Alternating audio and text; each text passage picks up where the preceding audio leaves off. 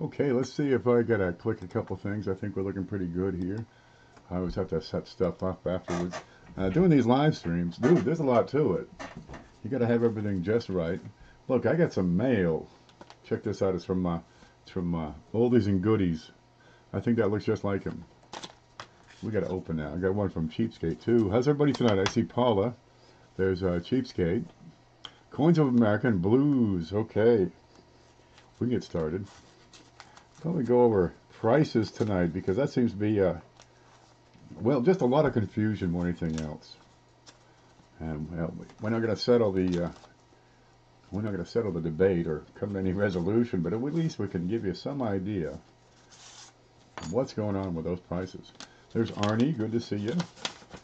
Okay, now Oldies, he's got a channel, and he was Oldies and Goodies. I still call him Oldies. His name's Al. Good guy. You'll see him around here and there. Well, his channel got scrubbed for some reason, so now it's a vintage.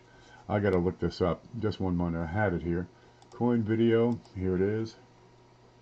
Go to the directory. Actually, I can probably pull it up is what I can do. Vintage of yesterday. Let me click on this link. There we go. And I'll take you over and you can see it. Here's the screen. Here is Vintage of yesterday. This is Oldie's channel. I think. I'm pretty sure. Oh, let's see. Videos. Yeah, what's this? Ooh, I want to see that one. I'll watch that one later. Let me bookmark that. Okay, good. Good guy. Go see him. And I gotta find my way home. Home. There. Okay, we got this in the mail. And I bet you it's stickers because he was giving those out to people. You want to get on his Christmas list too. There we go. Oh, I can't use the old sticker here. It's his old one. Since 2013. Okay, you gotta see this. What are we looking at? This. Ta-da! Oldies and Goodies since 2013 coin collecting. I don't care. I'm proud of it. We'll use that as a prop around here. It'll be fun. Oh, there's a whole bunch of people came in. Let me take a look. I see Smokey, Chris. Chris, where have you been? Look, we're doing this. Chris, we're doing this coin Q&A. You really got to get into that. We're doing it Thursdays, right? And we're alternating channels. I mean, people are putting in 4, 5, 6 hours into those shows. We need to rotate from one channel to the next. It's a lot of fun. People send pictures, right? Some of them are pretty good. And we get a panel and we talk about them. Busy. I don't want to hear that story, man. You need to flesh that job and get into coins full time. Yeah.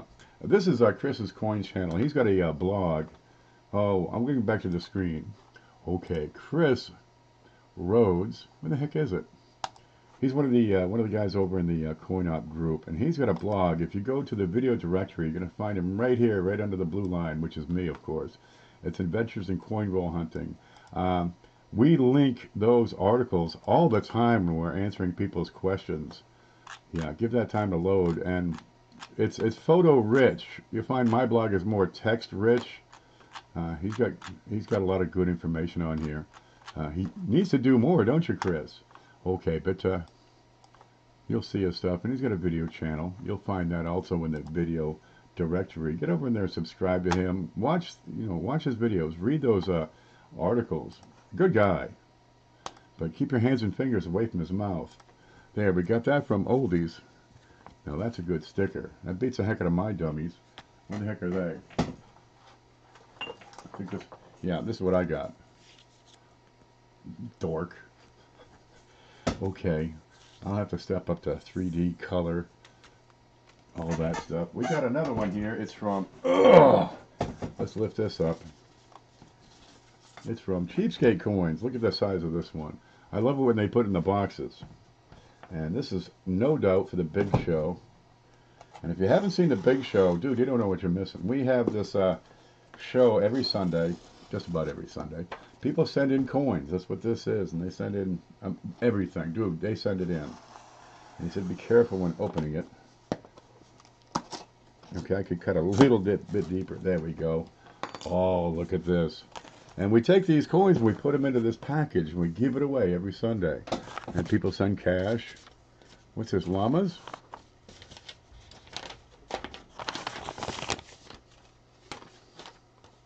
Did I say llamas? We're going to check this out. Where'd my cutter go? 1, 2, 3. There's one. This desk was cleaned off just moments ago. No kidding. Okay. Oops, there goes that letter.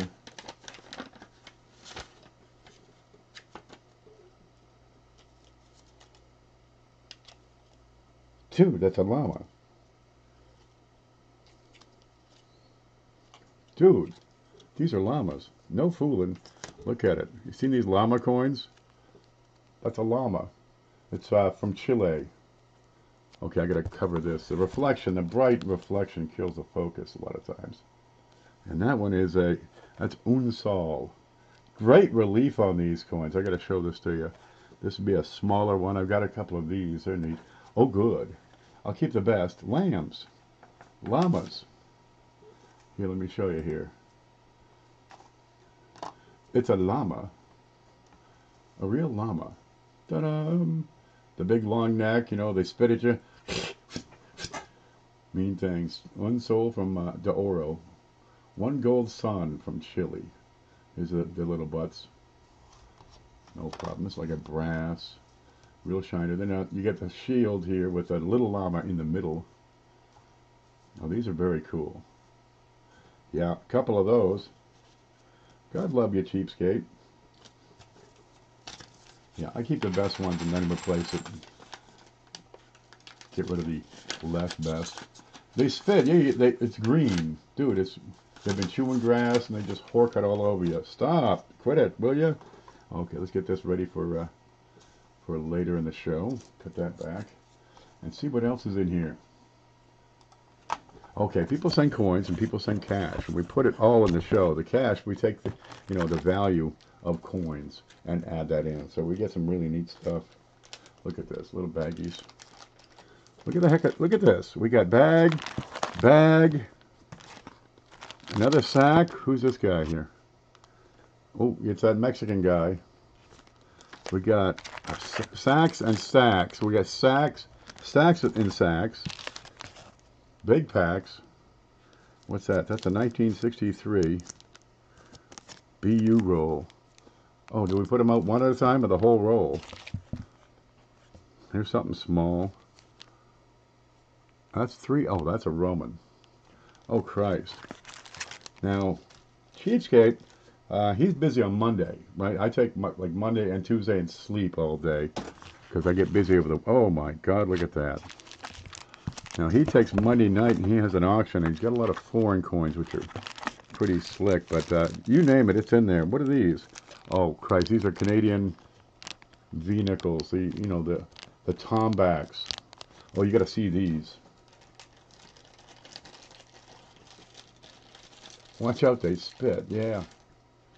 Oh, look. Check these out. I've shown you these before. Oh, these are very nice. Amy does Canadian coins. You want to watch her for that. See, 1943, the victory device, right, torch. And around the edge, you got that Morse code.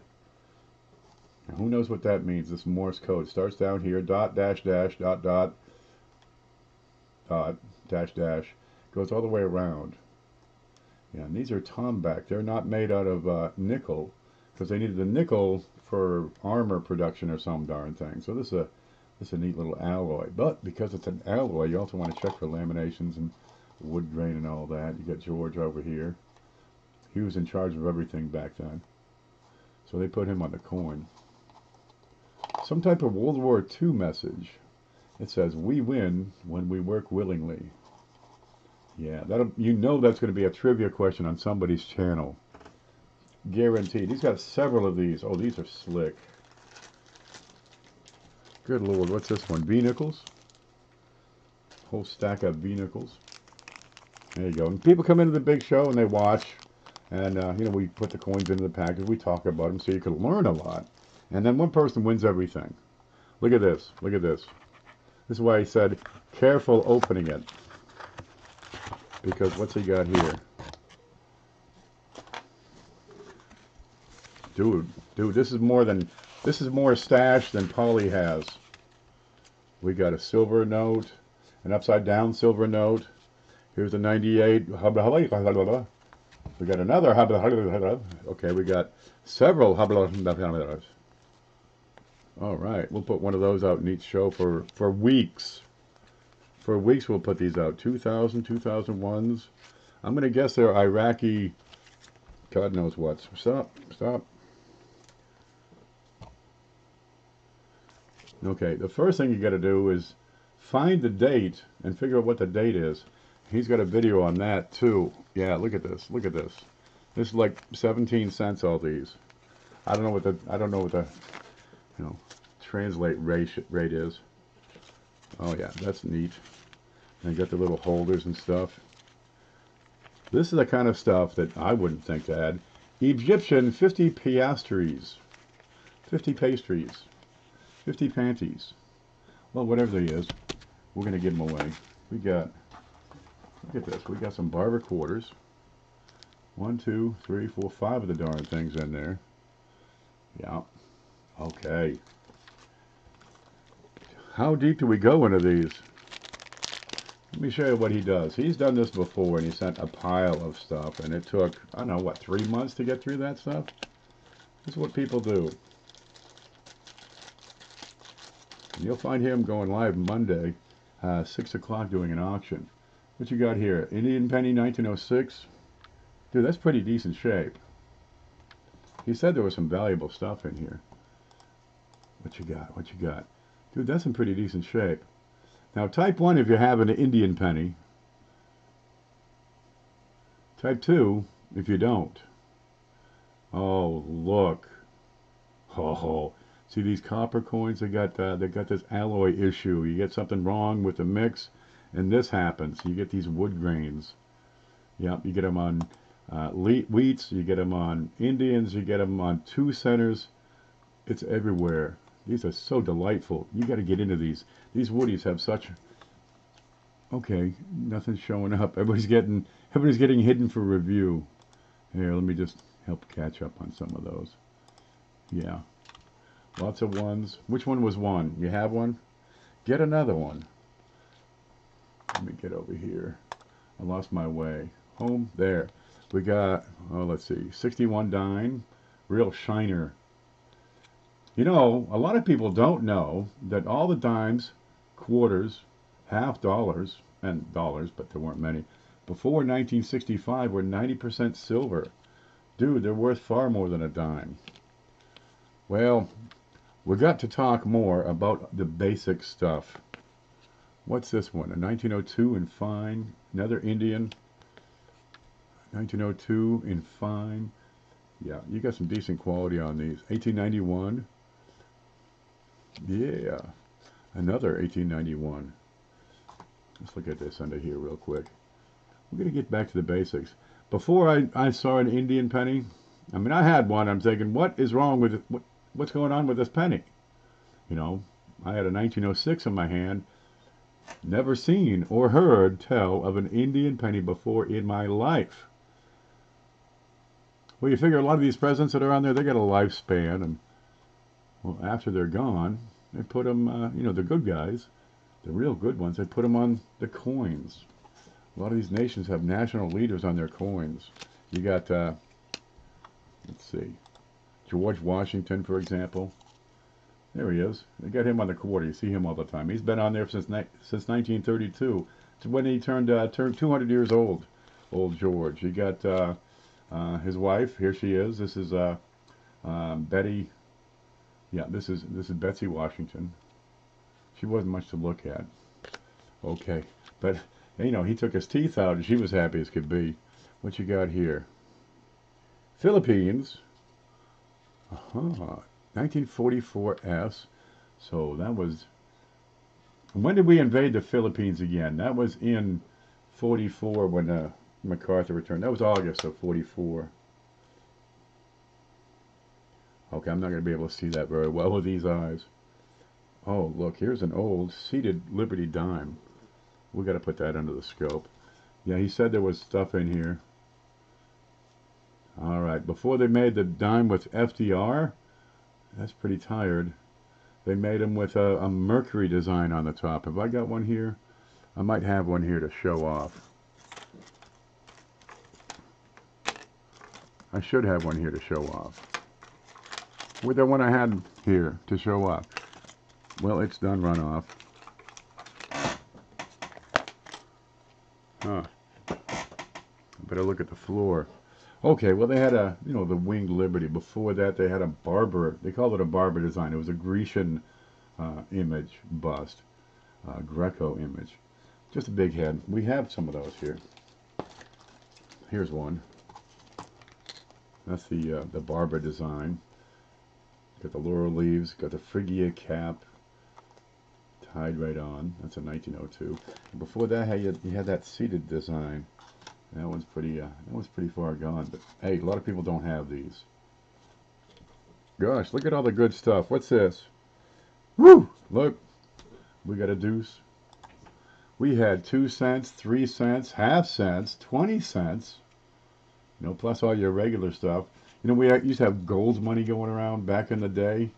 Back before 1933, we had gold dollars, $5, $10, $20. There's a 2 cent piece. That's 2 cents. They ran these for just a few years during the war. Can we see it? Get over here. They had a shield on the back. The same guy invented this. No, designed this. It designed the Indian penny. It's James Longacre, and he's got a lot of traditional designs there. 2 cents. What's the date on this? 1864. We'll have to give that a lot of scrutiny. There are some varieties to hunt for in these old 2 centers. The biggest one is the size of the logo. Did you get my package? I have not. What day is this? I have not been to the post office or to mail. I've not left the house today. I could probably stop everything and go check. Martha Washington. That's right. Here she is. She was a real. George loved her to death. She died in 1979. She's the oldest first lady we've ever had. There we go. She got the hair going. And her nickname was Liberty. George loved her, so she, you know, she can't be all that bad. I would have liked to find a $100,000 bill on the street. They use those giant bills, over $100. They use those for bank-to-bank transfers. They really didn't get used by private citizens so much, although I'm sure some made their way out. You do see them here and there. Look at all this. This is what people do. They send in these coins, and gosh, you never know what we're going to get. Geez, life is like a box of pennies. Let's set these back in here for a bit, because we got more stuff. And, you know, just watching the show, you can get a glimpse of all sorts of things that are going on in the hobby. You got Kennedy $half. Hey, he's facing left. Huh? What does that mean? He's facing left.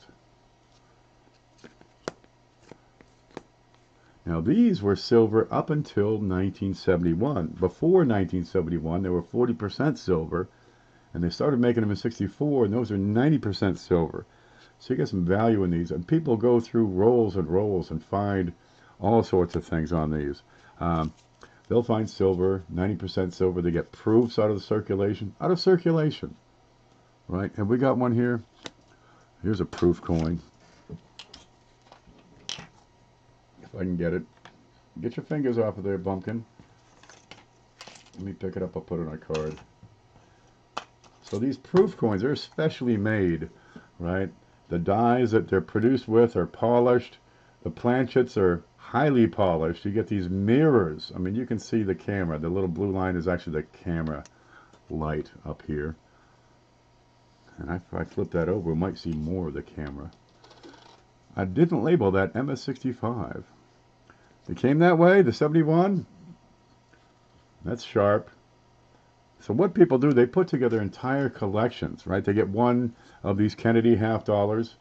He's facing left, right?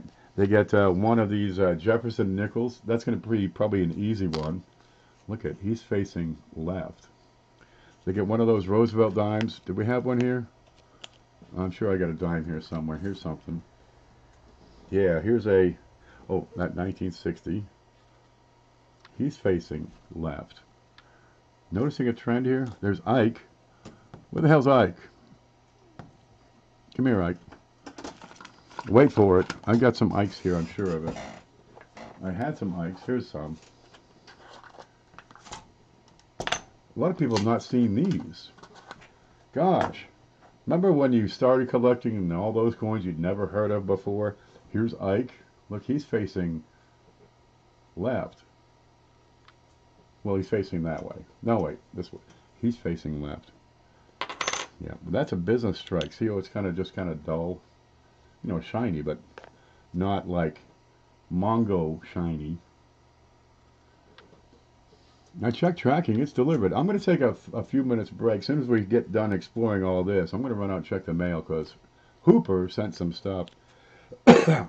So people collect one of everything, as many different coins as they can. They get, you know, an Indian penny, they get those old barber, you get those, oh, look at this thing.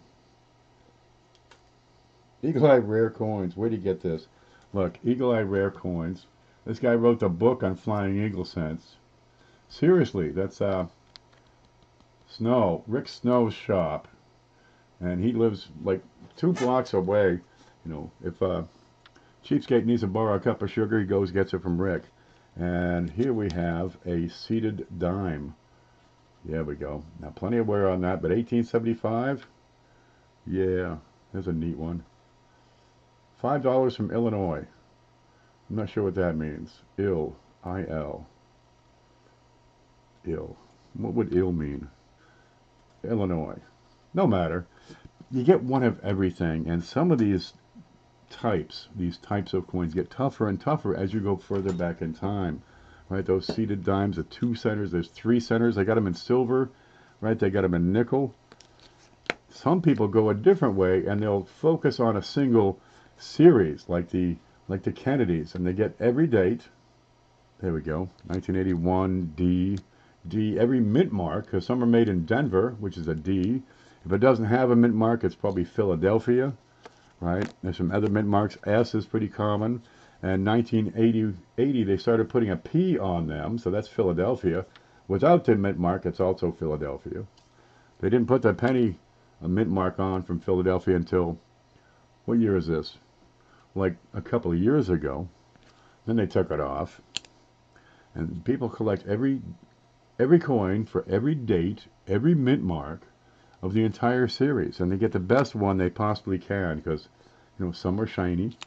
Some ain't so shiny. I got some right here to show you. Look at this. They got these pennies. Get out my way. Here we go. Oh, we're showing. I'll just move over here. They got these pennies. Look, here's Abraham Lincoln. Remember him? Chopped down the cherry tree. He's facing right. CFA in here? Okay. And they collect the best one they possibly can. Because, dude, you can still get some of these that are just screaming like a new dime. They cost a little more because you probably won't get them out of circulation looking like this.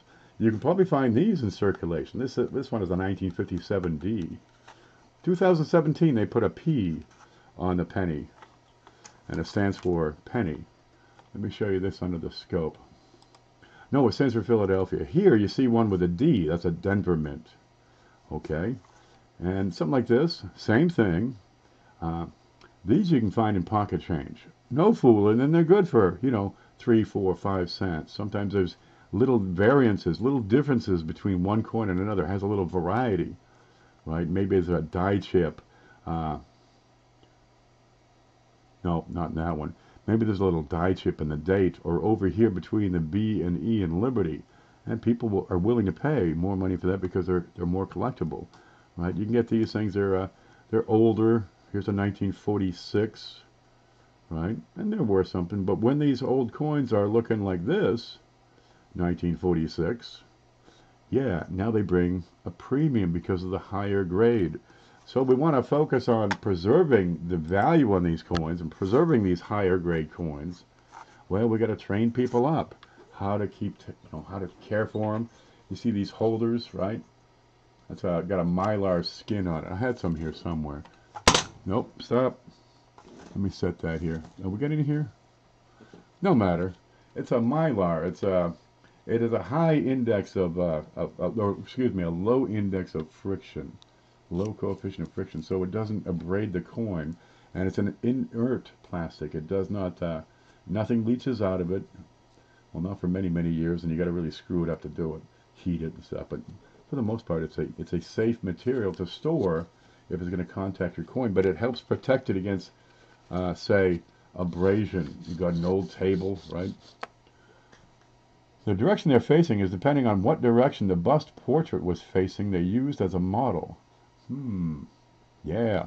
On the Lincoln penny, Victor David Brenner had based it, we believe, on a portrait that or a sculpture that he had done, and we believe that sculpture was based on a portrait by this one fellow. I don't have his name. Oh, don't drop them. If you do drop your coins, aim for the floor vent.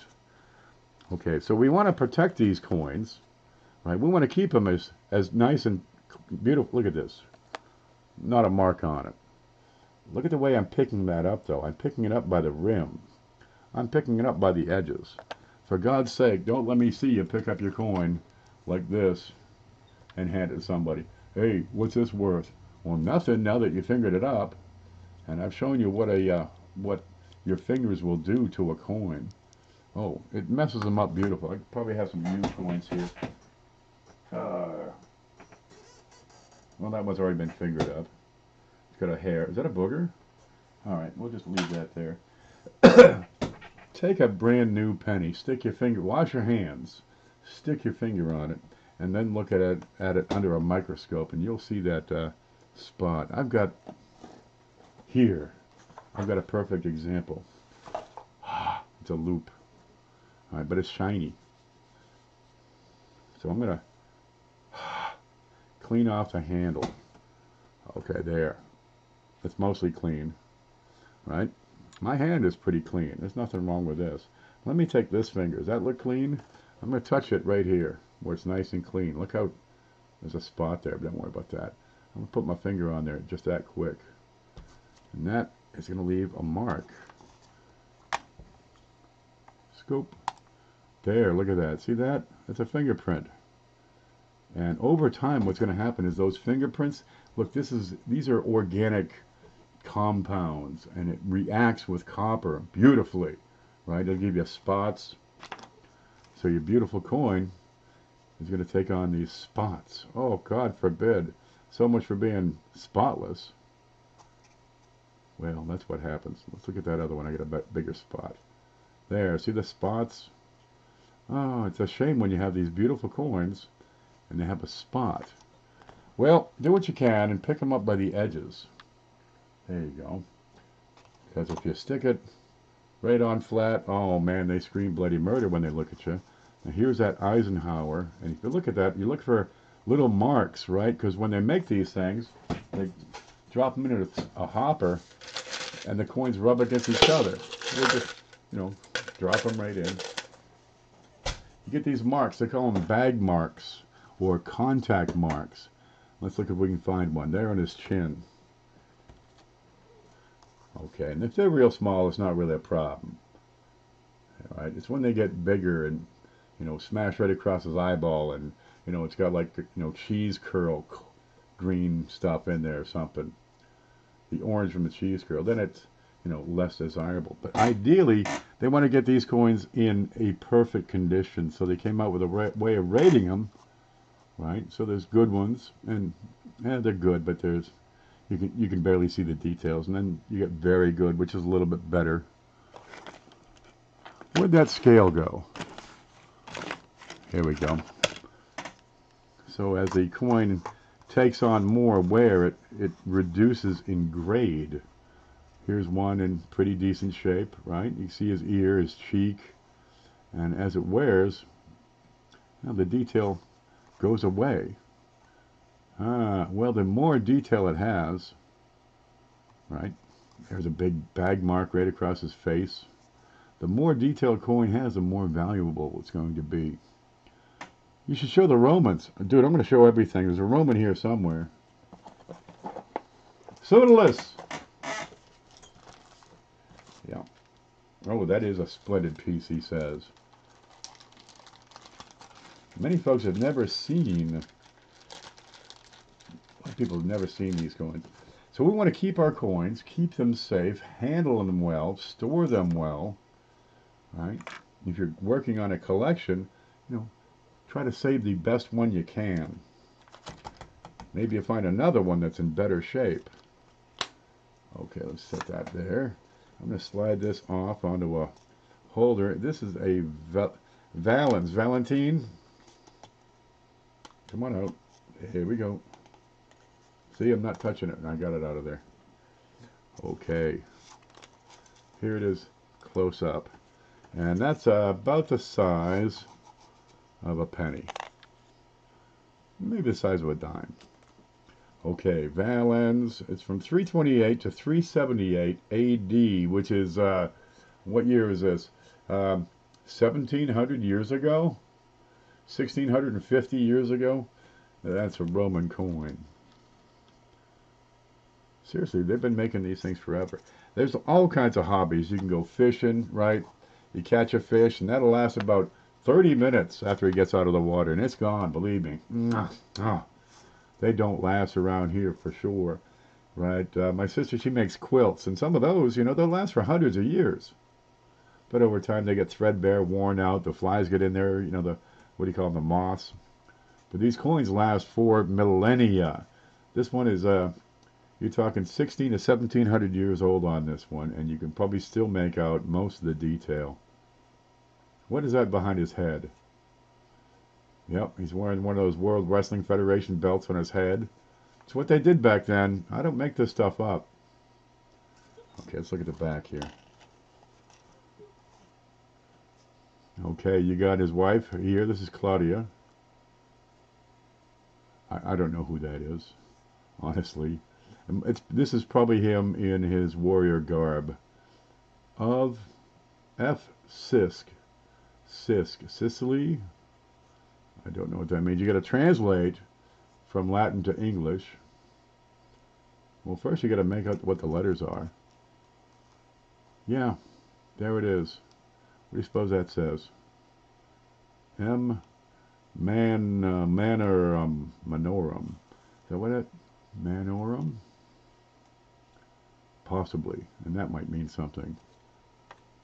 Let me catch up in chat. I heard a lot of copper coin collectors take out graded coin from the slabs to avoid damage, such as green spots. Green spots, a lot of times, is a result of, it's a corrosion. Something has reacted with that copper. What do you say? Like maybe your fingers, for example. Oh, God, there's more. Let me kill this real quick. He's got more of them. Oh, look at the size of that one. And copper forms different compounds depending on what's reacting with it. So we want to handle them as gingerly as possible, right? Let's see. I've got this coin I just took out. I'm going to put it back in. Now I don't want to stick my finger on it. If I hold the darn thing like this, oh, people are just going to flip out. But once these coins have been circulated, well, it's already got that patina, that finish. And an interesting thing about copper is once the surface oxidizes, right, it's going to change color. Once it oxidizes, it protects the copper underneath, which is different from rust, because rust, it flakes off and exposes new surface. Okay, I want to get that back into here. What's this? Let's see. I'm going to take this piece of paper, set it up here, get rid of that penny. I can pick this up, I can drop it between the paper and the plastic, and she's in. Then I can take the paper and put it on the other side. Ta-da! Then you get these flips, right? What these are made out of can have a tremendous impact on your product, on your coins. You want to get the ones that don't have PVC. They don't have softeners in there, so they're going to be kind of stiff, right? Like he's got. I've got them around here somewhere. There they are, and they're stiff. Right? They don't have the softeners, which over time will leach out and can react with your coin and screw them up, man. So these are a little more expensive. These are like $8 per 100. Right? So 8 cents to give your coin protection. Whereas these Mylars, these are more like 5 to 6 cents a piece. Zinc will not last long. Oh God, no. We got these new pennies. Where? What's this one? I've got one here somewhere. I'm sure of it. What's this? 2002. You got these new zinc pennies, and they got shields on them. But after 1982, they started making them with zinc. That's just a copper plating. The inside is is blue. Dude, it's blue-gray. And when that copper surface is pierced, right, when it's breached, the zinc is exposed, and the moisture and oxygen in the air creates what's called a hydrozincite. It's just rot. Right, the zinc just crumbles away. It's like zinc rust, if you will. And the pennies, you see them, you'll see them. They look like a dog had it, you know, chewing it up. They're not going to last. But these old things, look at them. These are solid copper back in the day. They had some impurities, I'm sure, because the metallurgy has improved in the past 16 centuries. Oh, these are very slick. We'll give these away one at a time. He's got another one here. This is 1600s. It's Poland, is what it says, and I can't read that. 6th unit, solo duo, hand hammered. The way they've been made over time has changed too. There it is, hand hammered. So you had soft copper. I can't see anything there. You had soft copper. Here, let's get this out and not get our fingers on it. Can we do that? Of course we can. I'm going to open that up and slide them. It went to the other side. I suck at this. Make some room. We'll get in there, lift that up, and there it is. I got my coin. You can work these things all day and never get your fingers on them. Where are ya? There it is. Hand hammered. Wow, not much left to it. I don't know how you can identify that. Yeah, he's probably got those KM books. Pretty slick. Let's turn that over, see if we can see anything. Yep, here's an R. We can see an R, or I don't know what that is. I've never seen one of these before in my life. So it's up to whoever wins it to identify it. That's probably the size of a nickel, but it's, by God, just about flat. Okay, maybe closer to a penny.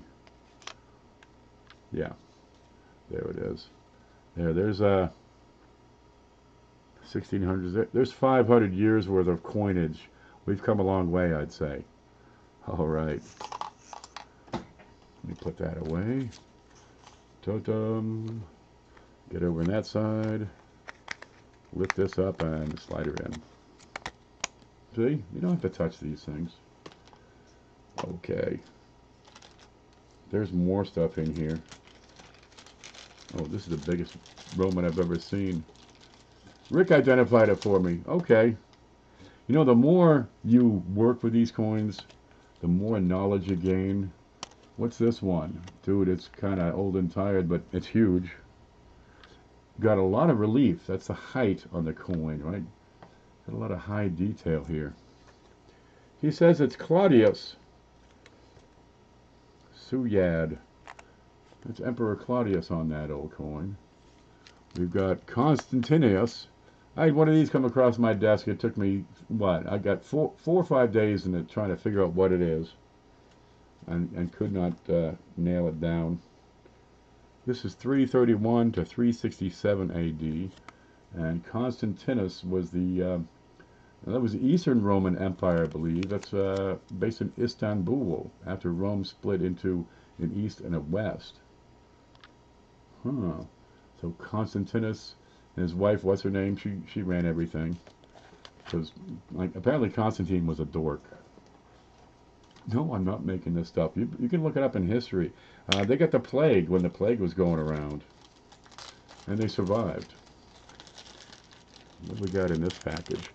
Okay, you got different things. This is a mint set. This is an uncirculated coin. When it's in the cellophane and it has a stripe, it's a mint set. So I've got a mint set right over here. So you can see what a mint set looks like. You get every coin produced by the mint that year. There's a dime, penny, nickel, dollar, half dollar, all the various quarters, and you have the P and the D, right? So you get the P and the D. Okay, what do you got here? This is a 1987. Perfect. Just beautiful coin. I'm here to feed the coin curiosity. Well, right now we got this giant package of stuff, and we're looking at it and talking about what we're finding. And dude, there's all kinds of stuff. Now this is in cellophane, but I don't see color. Why don't I see color, and why is it in cellophane if it has no color? Okay, there's a hint. There's a cut. I think this may be an after-market package on this 1986 Kennedy half dollar. We got a 1986 quarter. There you go. And there are homemade holders people have used over the years. Here's a 1986 penny. Perfect. Let's look at that. Have you got a penny this nice? Dude, that's sharp. 1986, not a scratch on it, not a scuff on it. Now on these modern coins, if you got a coin and it is, and I mean perfect, it's got to be absolutely flawless, and they're worth good money. Let's see if we can get that to focus. And it's got to be, I mean, flawless. This is quite nice. So it's always a challenge then to get the best coin possible. People go through entire boxes, right? And you can assemble a set. Get a box of pennies or a box of quarters or half dollars, and you can save so many dates. And each box you go through, if you keep the best coin of each date, your collection will get better and better. Just, you know, keep the best one and replace what you have.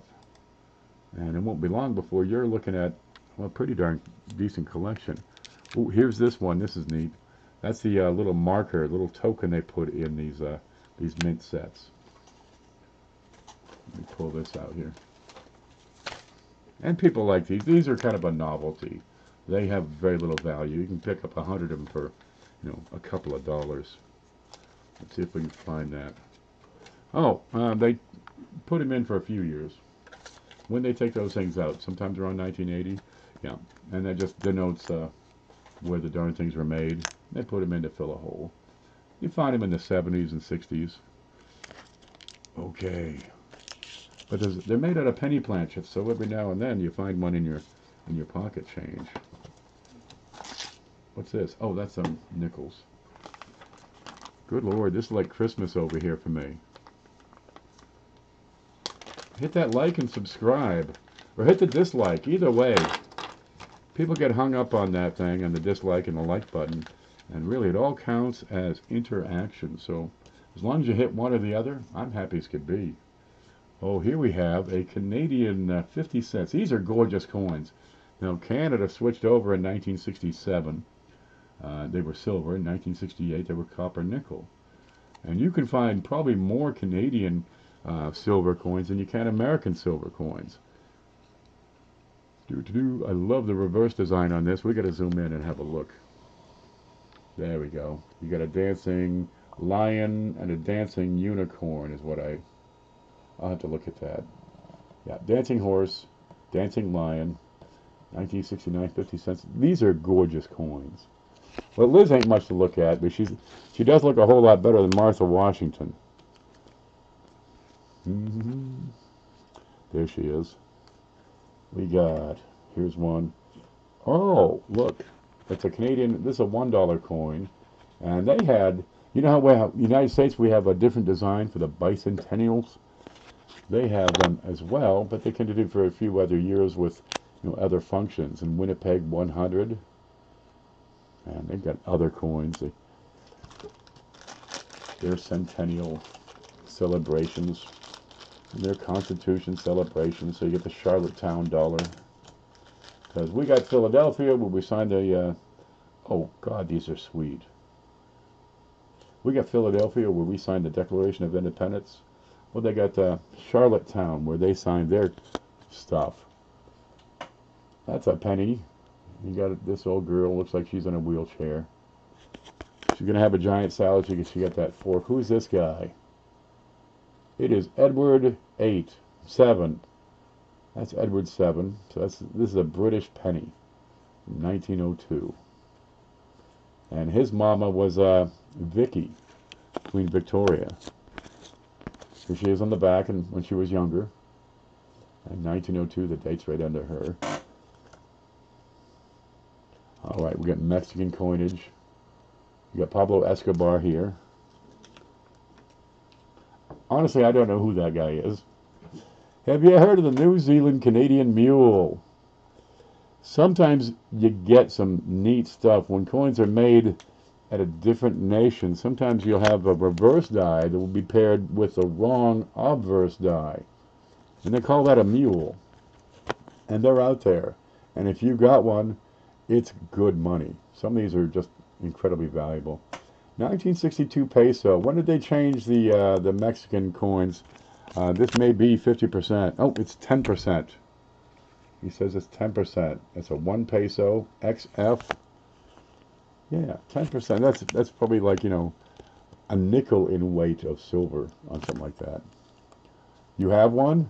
Dude, don't let go of it. You can find these incredible coins. Maybe not some of these. You can find these incredible coins in circulation.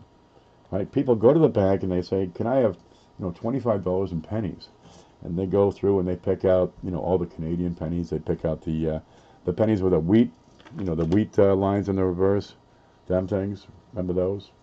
And they're good for a few cents. And some of those, dude, there's some dates on those that can be really rare. It comes down to how many were produced and how many still survive. And of course, it depends on the condition of the coin. So if you get a really, really shiny one, it's probably going to be worth a whole lot more than one of these ugly, dirty ones. But it's got to be the original finish. You can't take this guy and buff him up, right? Because that's not going to be original. Yeah, collectors aren't going to go for something you took a Brillo pad to. Yeah, here's an old penny from. Is that the same one or is that another one? That's another one. Good. Okay, what's this one? Qin Dynasty. Here's probably the oldest one been across the desk in a couple of weeks. It's a 1736. Qin Long Tran. I don't know what the heck that says. There it is. And you can read, you can watch Cheapskate's videos, and he'll show you how to decipher and translate the date on this thing. And the first thing he shows you is how to find the date on this thing, which is pretty damn handy because I don't read whatever this is. What do you got here? A shilling, right? You got decimal, right? 1, 10, 100. So you got penny, dime, dollar. Before you had decimal coinage, a lot of times you had, well, this stuff where you got how many pence to a shilling, so many shillings to a pound, right? You got 4 farthings makes a pence. I don't know how many pence makes a shilling, and I don't know what a shilling is, but it's like a quarter. Yeah. Then 16 shillings makes a pound. Here's a 3 pence. Oh, 1943. These are kind of neat. They're thick. Yep, you got a triffid on the back. And they had a documentary of how the triffids took over Britain. I guess I got it back. I didn't really watch the end of that. Here's a 1903 big fat penny. Frank's here. Aloha, Melissa. How is everybody? I've gotten totally away from what I want to talk about. I was going to talk about values of coins and how that makes sense. And then this thing showed up. Well, we're just going to go with it here. We'll talk more about that later. Here's a half a penny from 1921 from Britain. It's a halfpenny. If you have no halfpenny, there it is. Half cents, quarter cents. There's a 58 halfpenny. Got a ship on the back. Yeah. Oh gosh, what's this? A florin? A florin? What's a florin? Apparently it's 2 shillings. Okay, so it's like a pint is 2 cups, and a quart is 2 pints. But a gallon is 4 quarts. That's 2 shillings. Okay, this has a degree of coolness to it. What is that? Thistle. And you get Lizzie here in the front. Yep. Good Lord. Now we're going to take some of these. We're going to put them in the big show. A little bit at a time. We'll stretch this out and, we'll talk them up real good. We'll make you go with a cheapskates show. Here's a 1980 nickel, and it doesn't have the nation, so this would be... Nope, there it is. It's got the nation on the back. Oh, would love me some beaver. Look at that. There. Get yourself a beaver. If you collected one coin from every nation that exists now, because a lot of them don't exist anymore. Where's Westphalia? Where's Rohan? Where's the Soviet Union? Right? East Germany. A lot of these countries have disappeared. They ceased to exist. But just the existing nations, you're looking at over 200 different coins you would need. Here's a penny from Canada, 1920. Then you have, you got one coin for Canada, one coin for England. If you just collect their smallest ones, right, the pennies or the half pennies, you're looking at a couple of hundred coins. Then you got to have the penny, the nickel, the dime, the quarter, the half, the dollar, right? Whatever else they got, because I'm sure they got different denominations in there too, right? You got the Labrador, right? You got to have France, Germany, East Germany, West Germany. Now they got the Euro thing going on. Hundreds, thousands of different designs. Then, over time, of course, you can see here, look, it's 1929. Now it's George. George took the reins after his brother passed away. Here's Victoria's son. Edward. Here's Edward. There's Edward. Right? You had Victoria on the change of many nations before. Then Edward took over. After Edward was George. Right? After George, and they put him on everything. Here he is again. They put their national leaders on the currency. Seems like to make sense. After George took over, came Elizabeth. Well, you got the young Elizabeth when she was first born. Here she goes. She looks like this. And over time, well, you can't put that on. I mean, come on, the girl's 62 years old by now. We got to change the image. So now you got this, kind of thing. And they changed it a couple more times because apparently Elizabeth is immortal. Yep, she just gets older and older. And really, if you want to change the design more often, you got to do like her corgis on the coins. Yeah, she got this corgi habit. Here we go. We got a 1944 nickel. And these are neat because they are steel plated with chrome. So this should be magnetic. You still have the victory device here. Ta-da! I bet you didn't know that. It's steel chrome. We had a steel nickel, a steel penny during World War II because we needed the copper to make, shell casings and stuff for the war effort. So we had to replace the copper in the penny. It was replaced with steel. Well, we had plenty of steel. And it was coated with zinc, so they're blue. Right? I got them here somewhere. Here we are. Yeah, that'll work. Let's put that on here. We'll take one out. Okay, we'll take two out. There you see the front and the back. Put one of these with it. There. So you have the regular copper penny, and then you have these. They're blue. Blue-gray.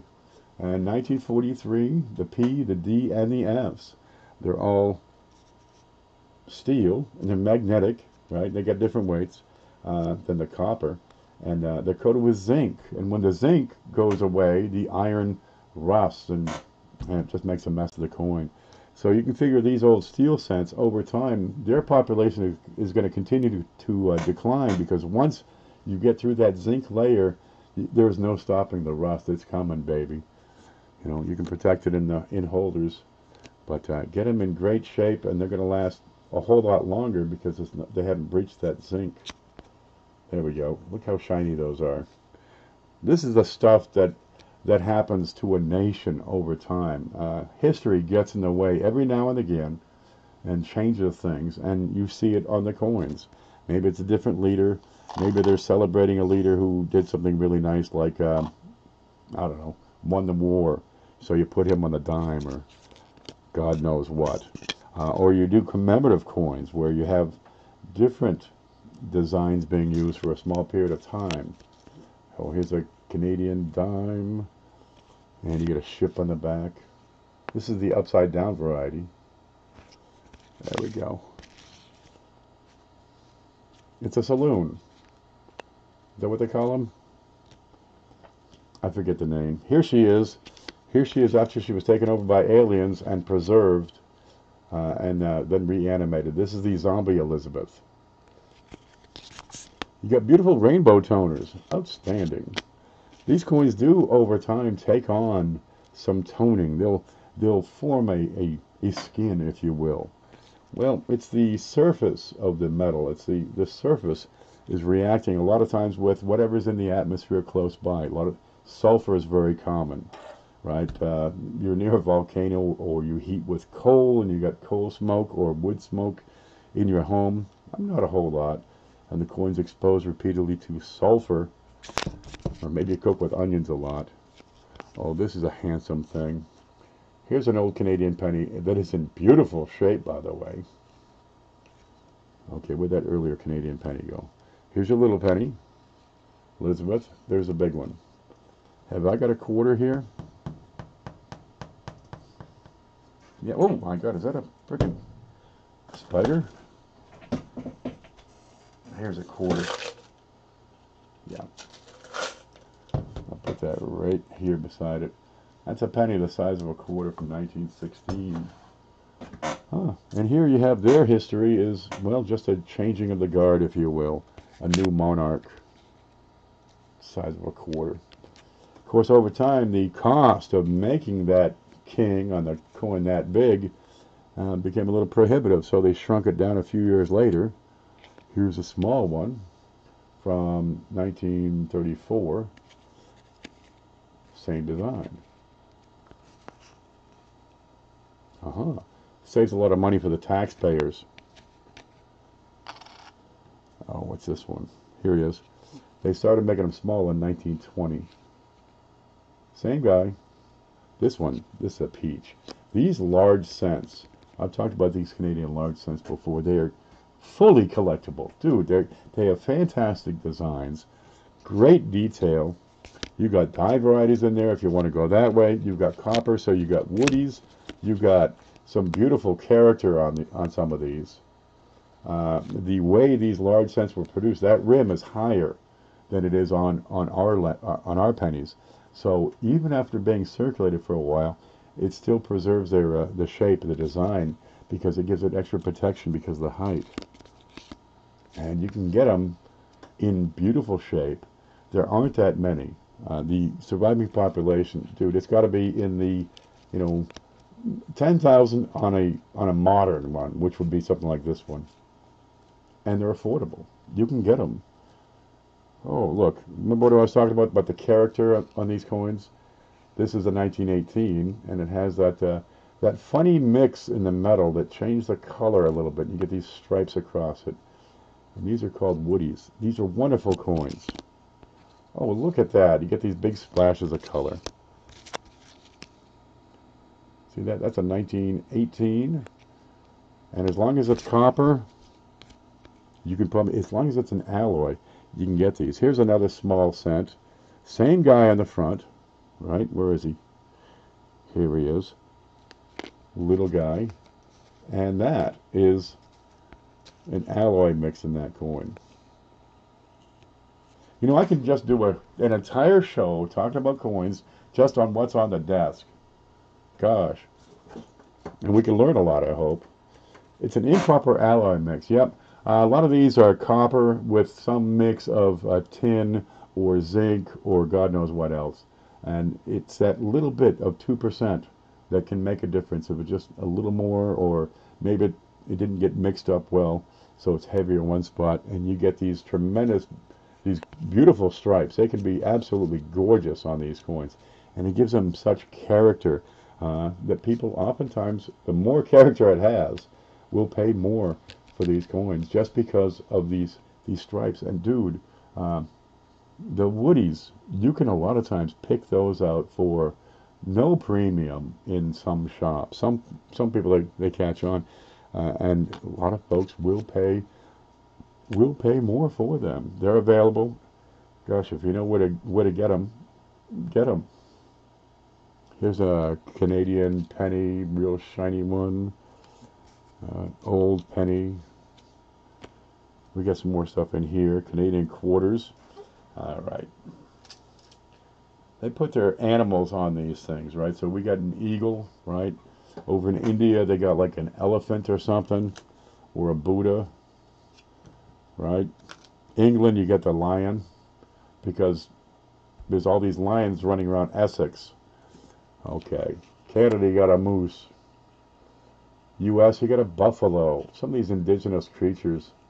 Yeah, they may seem kind of common here, but they don't have moose, running around South Africa.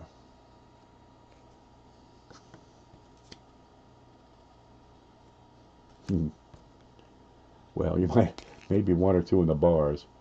There we go. There's a 1975 moose. Wonderful designs here. What's this thing? Oh, gosh. Here's a nickel, 1929. Right? Got George 5. And here's the old style design before the beaver came along. This is when the tree was still living, before the beaver cut it down to make a dam.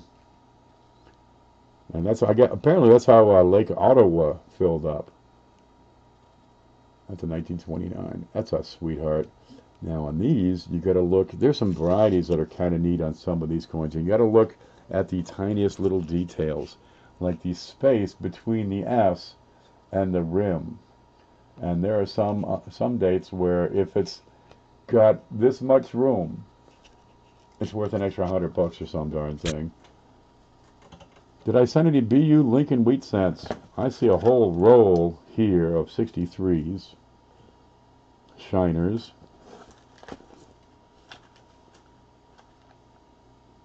I don't see any more, but dude, that's all kinds of stuff. So that's what happens around here. People send these things in, and we're just gonna spread these over, a whole bunch of different shows and give stuff away every single week. And some of these packages get to be pretty darn significant. Those damn beavers. You're darn right. Okay, let's try to collect everything here. Here's a quarter. Here's that gorgeous Woody. Here's that seated. There it is. There's a dime from 140 years ago.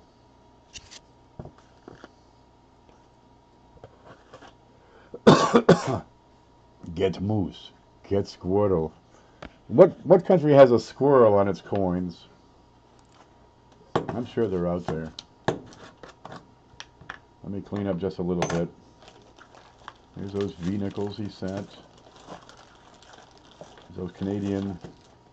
Oh, these are delightful. Yeah, get yourself a Tom back. One of those Canadian Victory nickels. 1943, 1944 with their steel. I want to know what's going on with this one. The Canadian 1942 Beaver. Okay, that would be... I'll have to look that up. Amy knows everything about that. That BU roll is Canadian cents. Oh, get the hell out. That's what it says, Canadian. Joe Durbin sent a roll of 64s. Canadians. We got some left on there, but he's got here 63. So now we can put a 63 and a 64 in those big show packages. All right, I'm gonna go run out, check the mail, because I'm right into it here, and we're gonna take a look and see what Hooper sent. Rocky the Squirrel and the Moose, Bullwinkle. Get moose. Okay, I gotta cap this. So give me just a moment. Norway has squirrels. Talk to Gare. Man, we might have to ship international if we want something from Gare. It's not search for the hanging three. I just had some hangers. I wonder if I got them around here. I got a bunch of stuff on the desk at the ready. I'll have to explain what the hanging three is.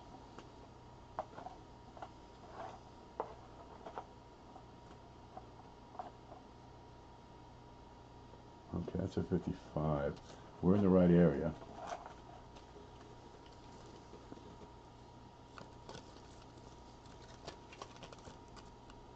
Look at this. Look at this. Look, ready?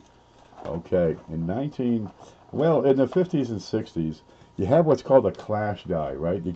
The dies will come together, and if they do it with there's no coin in between, they just smash each other, but they're flat, right? You can see the surface of the dies are flat. So if they smash each other real hard, what's going to happen is you can get the outline from one of the dies, say her chin, right, to impress on the other side of the coin, which would be just above the leaf. And you have, what happens is called a clash die. Let me get this under here. And this is a real shiny one. Okay, and they're good for a couple of bucks. They did draw a little bit of a premium sometimes. Let's see, scope. And what's it going to look like? It's going to look like there's a little hanger.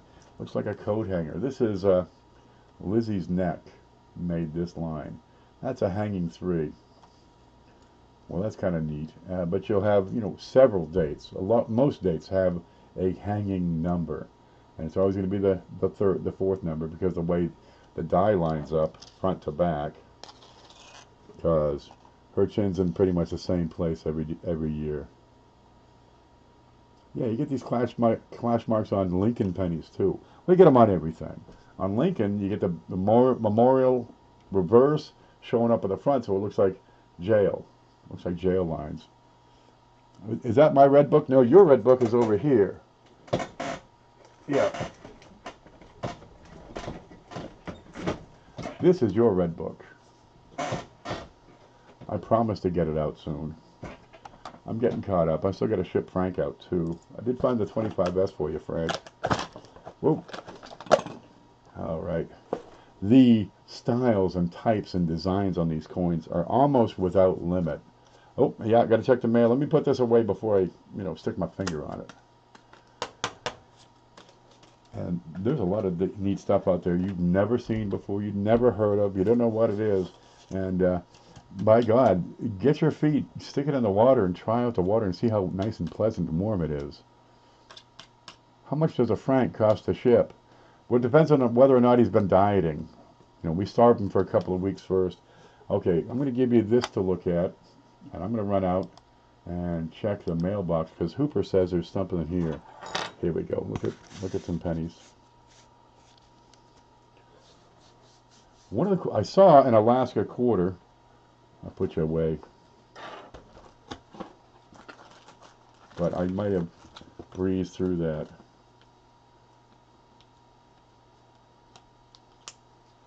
Okay. All the things that happen to these coins. Oh, I love these Canadians. When I was a kid, I didn't care about Canadians. They were in the pocket chains everywhere. Come on, it's Maine. I grew up in Maine. 2 cents. So we could get Canadians all the time. All right, I'm not finding it. It's here, I'm sure. I got so much stuff here.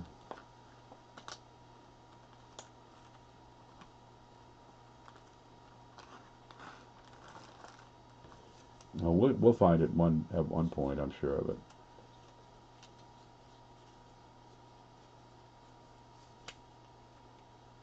Okay, we'll get back to that. I'm going to run out and get Hooper's items, and let's see what he's got for us. I have one I bought from Cheapskate. It has 6 claws. There are these Alaska quarters, right? We get our state quarters and it has a bear on the back, or he's got a fish, right? But you look in between his claws, and on the die, a piece of the metal chipped away. So if it breaks off of the die, right, it's going to have extra space that the metal can go in. So you end up with a bump. You get extra metal on the coin. So what she's talking about, what Cheapskate's talking about, is the extra claw. And I'm not going to find it right off. It's in there. And that's kind of neat. It's a die chip. And you get it on Liberty, on the Lincoln pennies, where it's in between the B and E. And it's just a sausage-looking shape. They're kind of neat. I found a 1 cent from the Bahamas in my first penny box. Was it the new one or the old one? Because the new one got 3 stars on it. Dirty dimes. Dude, that's out there. Alright, I'll be back in just a bit. Just give me a chance to grab some coffee.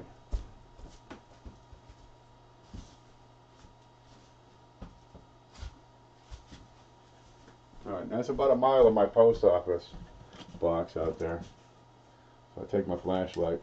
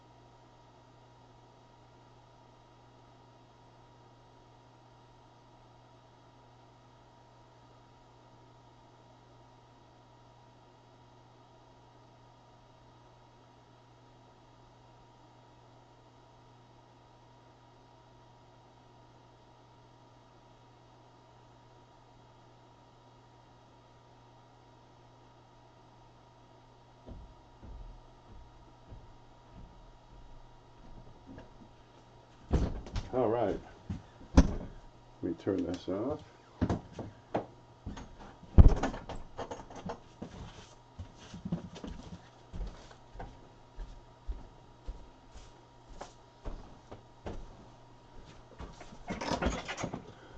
Aha, look, we got mail, more.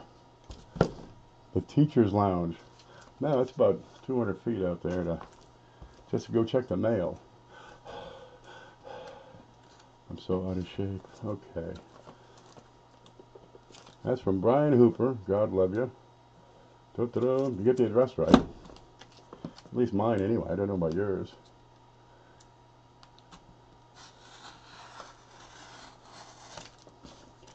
Hi, Professor. Where are you? All right. Who ran the professor up again? It was Cindy. Let me open this up. What I like about the big show, we get so many different things, stuff that I wouldn't think to include, stuff that I wouldn't, carry or have around. Oh, look. So we get a lot of exposure to stuff that's just weird sometimes. Oh, look. You know what that is. You've seen this. It's George. Here he is without his wife, Betsy. Remember what I was saying about sometimes I take and do a special design for a commemoration? Back in 1982, it's 150 years after George was born. No, 250 years after George was born in 1732. Is that right? 250? Yeah. So they put out these George Washington dollars. Now, they were making commemorative half dollars back in, you know, from 1893 up through into the 50s, but they stopped the program. All sorts of different reasons, but they had to stop it. Well, they started it back up again in 82. And you get some beautiful designs. On these, the detail, it's simply exquisite. They started making them with a silver content. Let's see if we can get this under the scope. Okay, there's the scope, and you get this beautiful detail. Gets right into it. I don't think his face is all that accurate. They did his hair pretty well. And the horse looks just fine. There's nothing wrong with the horse. Okay, we're going to check this out. Here's some things I'm looking for on this particular coin.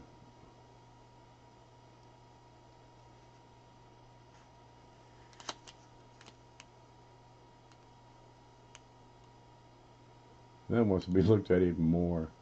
This could be something interesting here.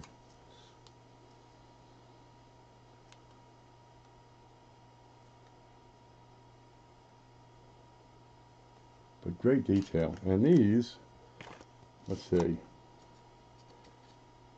Yeah, 0.3617 fine troy ounce of silver in there. It's 90% silver, 10% copper. And this wants more attention. Well, for a few years, they did all sorts of things. They had the Statue of Liberty dollar. And then they started getting into some special interests, which kind of screwed up the program for a little while. Where special interests were able to get their special design put on the coin. And then the sales from the coin would support their thing. Well, it worked for the Olympics, all well and good. Special Olympics. But then it kind of started getting weird. Well, it's been fixed.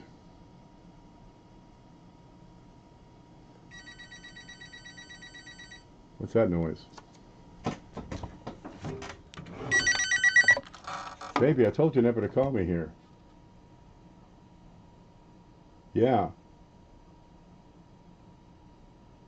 Okay. I ordered Mexican food, yes.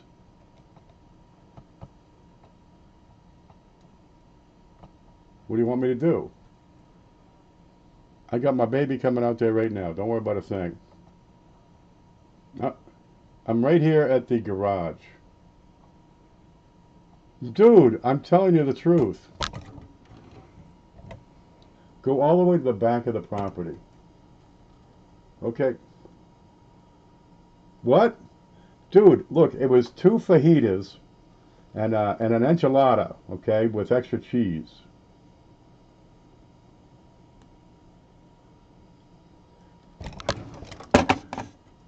That had to be Hooper or somebody. Okay. Now on these George Washingtons, is he at the backfield yet? He's got some food to deliver. There are reports of lathe lines on these coins on the 1982, and I seem to have some definite concentric rings that I want to give extra attention to. Oh, these are splendid though. It's kind of neat when you get these coins in. Sometimes you find some stuff that's unexpected. Tupac Shakur. 2 pies. He's got some Mexican food. He's outside. I don't think so.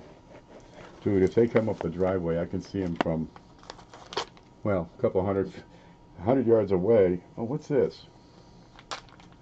Oh my God, he's got 2 of them. We're going to just ignore the phone for a while.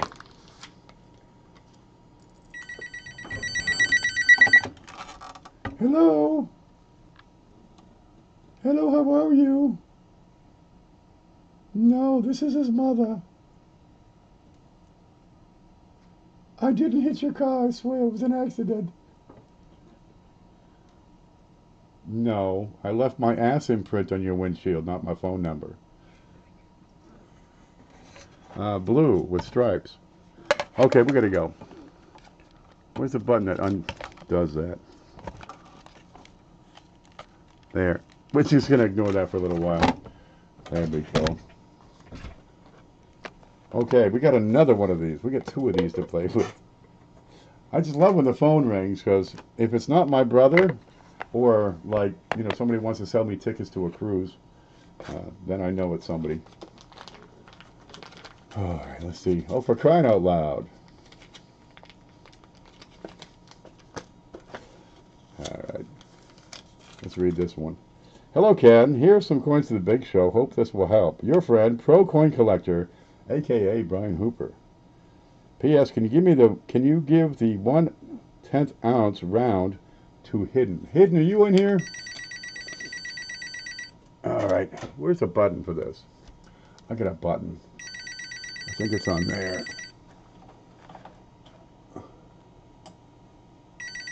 There it is.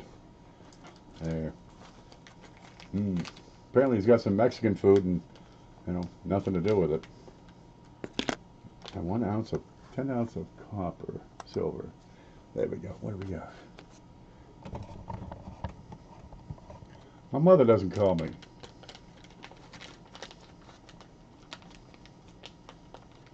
Okay, I can't open this. There, now it's open. This must be what he's talking about. Look at this stuff. He's talking about a 1/10 ounce. Give to Hidden. Can we see focus? Yeah, I figured. It's got an elephant on it. 1/10 ounce African wildlife coin. We've seen these before. Hidden, are you here? Look, Hidden. I've been instructed by none other than Brian Hooper to send this coin to you. There you go. It's a Somali Republic 10 shillings. That's cool as hell. Yep, I'm going to put that with Hidden stuff right now. One moment. That was easy. Oh, we got silver. Now, silver, they punch out these little planches, these little pieces, right? Little fingernails of silver. Silver is kind of a coin. It's kind of bullion. It's fully collectible. They're valuable. Of course, you know, what is it, 15, 16 bucks a pound? And these are 2 grams each. Pretty slick. And they got all kinds of different designs. And people have been spreading these around and sharing them left and right. They got different designs. They got zombies. They got, you know, the cookies on the back. Some are by professional companies that just produce bullion. Look how many. It's like a pound of silver here. Oh, this is neat. Yeah, look at this. We got, the first one is the owl. Huh? How many licks does it take? And the other one is this guy who counted every darn lick. Can you please write on the flip who the pachyderm is from so I can remember? It's already there. It's from Brian Hooper. Let's see. Then this other one, you've got stars and a lion. They're remaking The Lion King. Did you see that?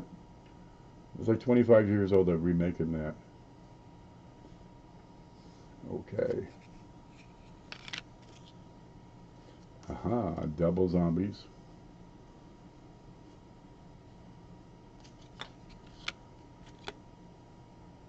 Oh, we did the owl and a zombie. Here's one of those mercury dimes I was talking to you about.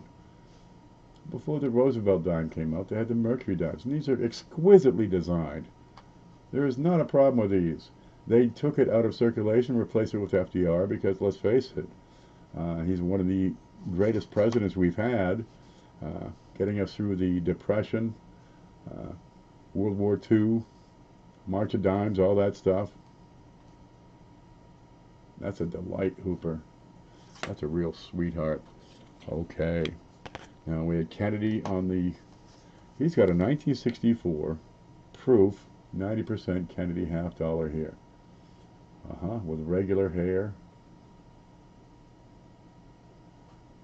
We better look at this. Check the I.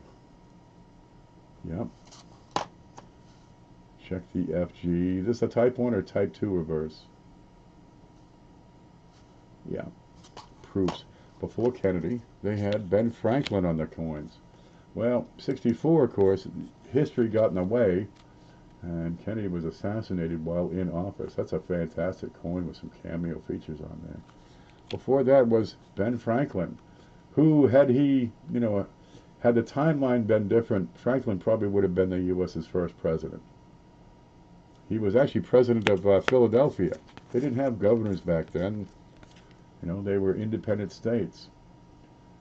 Yeah, but he gave us, what did he give us? He gave us the library, all right? He gave us a public library. He gave us the fire department, the mail system. Because of him, we have postage. Thanks, Ben. He was a bit of a ladies' man. The spot price of PMs is per ounce. PM. Private messages. And you pay premiums over the spot. Yeah, like I can get silver for a fair price. You know, these old silver eagles. These are wonderful. They got these silver pieces, right? We're paying for the metal value and a premium. There we go. All different sizes, the 10th ounce like they have. Over here, a lot of countries are putting out bullion with, ready, face value. This protects your investment. You have a hedge on your precious metal investment because now it has a face value. These coins have got all kinds of different values. You got face value, a penny, a quarter, a dime. This one's $1. Right? Some of them have metal value because of silver or gold content or different precious metals. Right? There's platinum coins out there. Some have not medicinal value. What is it? Novelty value. Let's see. What do we got for novelty value? Okay, that might be kind of a novelty. But it doesn't have much metal value. Let's face it, it's steel. Right? They have nostalgic value. I'm working on a hangout stream for next month about world and ancient coins. Rivendell, Jason Lautenhauser, and owner of Old Pueblo Coins, Ben from here in town, are signed on for it. Very nice. We have to come up with some way to get the word out for these special shows. Wow, have you seen how well this community is developing? We've got the live Q&A, we've got the Coin Weekend seminar. The Hangouts are working really well. And Cheapskate's going to do one on world coins with Rivendell, so it'll be John Lammy, Jason Lautenhauser, and I've seen the name. I don't know if I've seen Jason's videos. And Old Pueblo Coins I'm not familiar with. Okay. Historic value. Oh, let's see. I know I've got... What do we got here? Where's my old girl? I moved her. She was here. My mother sent me, well, years ago, 1983, 2. My mother gave me a Maria Theresa Taylor, or Taller. And it's a big fat coin, like the size of this. It's 3/4 ounces of silver is included in the coin, as well as God knows what else. And it's got this big fat lead on the front with this giant honking nose. And it's got a piece of silver welded to the top because my mother wore the thing as a necklace. Well, the coin's worth about 25 bucks. But somehow she got it again. I went off to college, right? And I guess she had reclaimed her coin.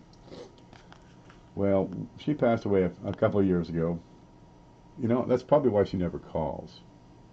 Huh. Well, anyway, my sister had found the coin and sent it to me after, what, 35 years? I got the coin back, and I immediately lost it. It's here somewhere, I swear it.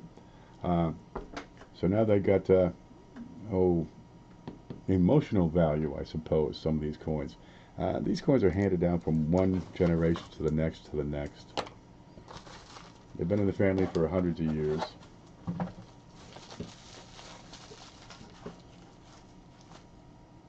As knowledgeable as the man flipping his mouth. What are you talking about, Hidden?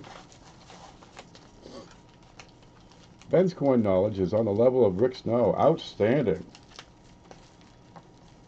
What if we get all the people in this chat learned up? So they're all on the level of Rick Snow and Ben. The 99 silver actually does have medicinal value. Oh, look. Oh, look. Look, look, look. Look. Oh, look. You can't see this. That's for the big show. I love these. I love these. I gotta get more of these. Alright, move over, hideous girl. Look, we got a 1 ounce bar of copper from the Golden State Mint. Huh? An ounce of copper? What's that worth? Like 17 cents or something. This is a gorgeous thing. Look how pink and pumpkin colored that is compared to that dull, drab, plain looking silver. The weight's the same. Of course, you have this Golden State Mint on the back. This would be exonumia. It's kind of like bullion, but well, copper is a lesser precious metal. It's like a semi-precious. It's copper. Come on. To use it for building wires. We got 2 of them. These are so cool. Yeah. This has novelty value. Right? Yeah, 17 cents for the metal, but they're, people think they're cool. You can find Ben at Ben the Coin Geek on YouTube. You should check his channel out. He started a few months ago. By God, I will. Can you send me a link to my email right up here? Because I don't remember this stuff. Dude, I don't remember what color shirt I put on this morning. Alright, let's open this. It's a slab. It's a giant slab.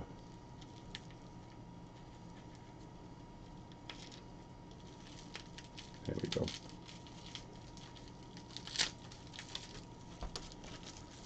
Love copper. Copper has character. I like the copper coins. Excuse me.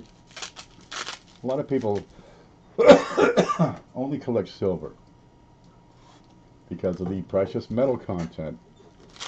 There's people that only collect gold. I'm not one of them. One day, maybe. Quit it. Okay. I like copper because it has character. It's not worth that much by itself for the metal. I mean, you're talking $2.50 a pound. And, well, our pennies are mixed in with zinc and tin and God knows what else in there. Oh, look how pretty those are. Oh, God. And that's from Brian Hooper. Look at that. Huh? Some of these coins have artistic value because they're just scrumptious. Look at that. I love the Art Deco rays on these. Yeah. That's a peace dollar. After World War II, they started with this design. They started with a Morgan dollar first because the peace dollar design wasn't ready. But after the, this war to end all wars, it took 20 million lives across the world. A lot of people were all for peace. And this is just a classic design here, the peace dollar. And this is slabbed MS63. I'll have to explain what these are. Remember how I say that the condition is everything on these coins? Where, the old brown ones, they like them and good, but when they're shining, when they're brand new looking, that's where, they're worth a whole lot more. Well, condition is everything, but condition tends to be subjective, right? Oftentimes these new collectors, they're subjective. Hey, look at my coin, it's MS a billion. Because, well, it's their coin, they want it to be more valuable, so they tend to overgrade. They tend to grade liberally rather than conservatively. So back in the 80s began these, well, 2 companies in particular. One was NGC, which is Numismatic Guarantee Corporation, and the other was PCGS. Have we got one here? No. And there's a third one that had been around for some time already called Anax. Here we go. And they're certified coins. They will grade them, a third-party grader, uninvolved. They don't own the coin.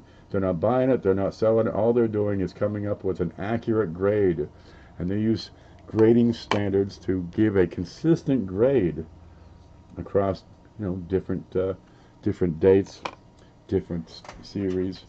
So you can sell the coin sight unseen. Because back then, you want to take a picture of a coin and print it off and stick it in your catalog. and then ship your catalog around the world to, you know, all these people. It's pricey, but it's a whole lot easier and cheaper just to list, you know, a date 1922 and a grade MS63. Put NGC beside it, and the buyers can be more confident what they're buying is accurate. That looks better than a 63. Oh, we'll have to get into that. These earlier graded coins, especially in the 80s, sometimes they're graded conservatively, and you can re-slab the darn things. No, I think that's right. I got some rub marks on her neck there, in the field in front of her face.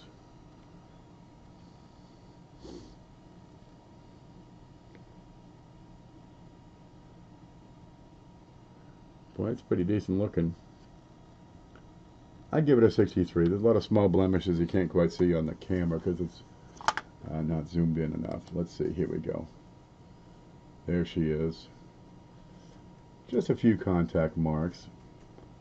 Not a whole lot, but enough to take it down to 63.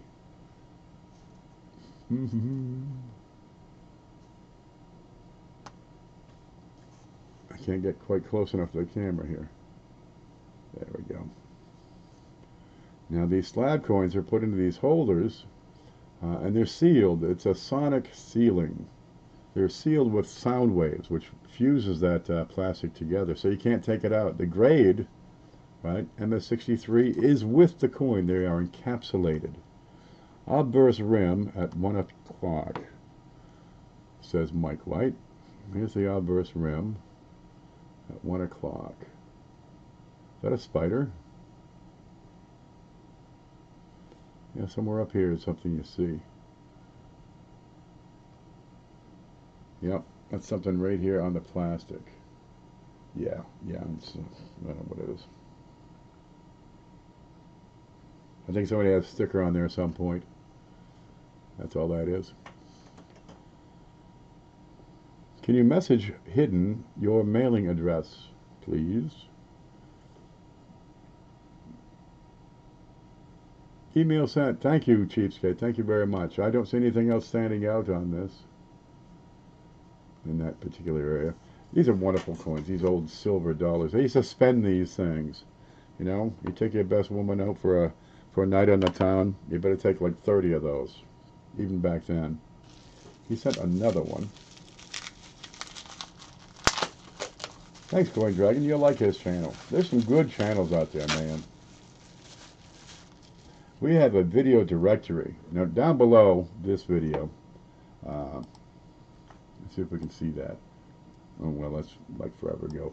I've got a link that'll take you to a coin video and live stream directory.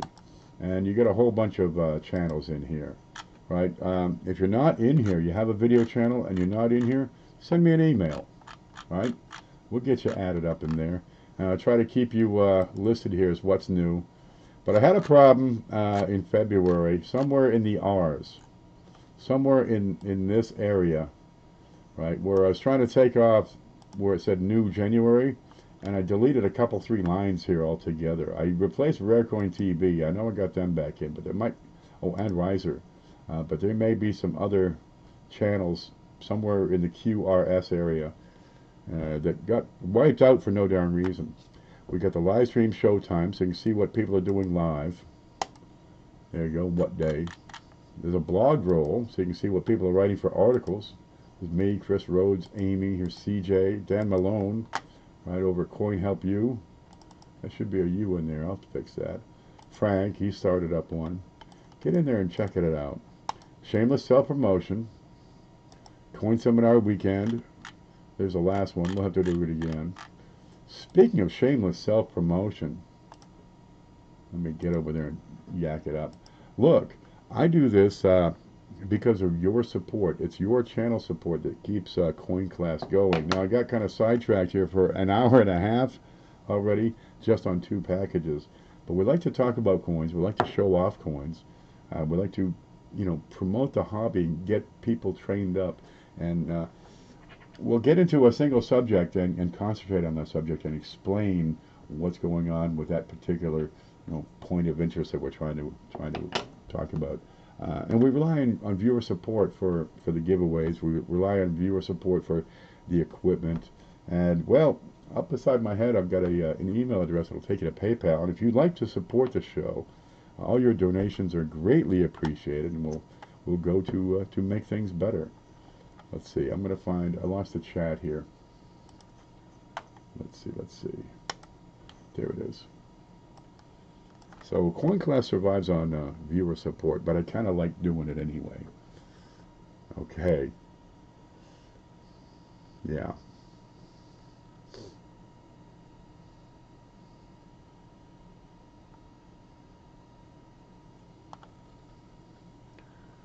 Yeah.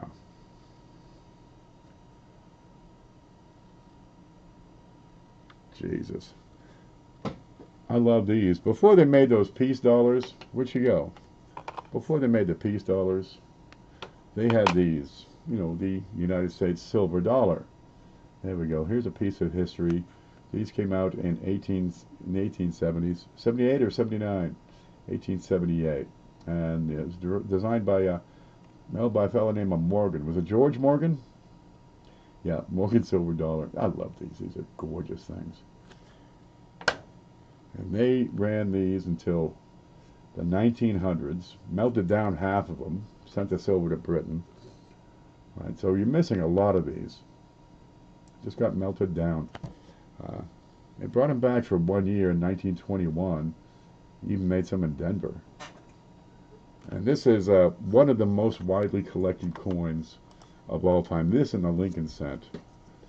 Look at how gorgeous these are. You get Liberty up here in her head, all kinds of hair. Mrs. Norris had this kind of hair back in 2nd grade. You'd swear this is Mrs. Norris on the coin. Right? She had that same nothing but white eyeball look. There you go. This is graded MS63 by NGC. Where are you? It's an 1880S. So pretty darn decent shape here. There's 1880. There's the M right under her neckline, which is Charles Morgan. There we go. Bubba Morgan. Okay, Bubba. Dude, so many Morgans out there. I don't know all their names. And you have this gorgeous bird on the back. And an S mint mark right down there. Now, I'm going to take a moment and zoom in because I cannot stop myself when I see mint marks on old coins. I have to look. Where is it? Okay, that looks pretty normal. Yes, San Francisco in 1883. Yeah, that's a looker. Zombie eyes. Are you kidding?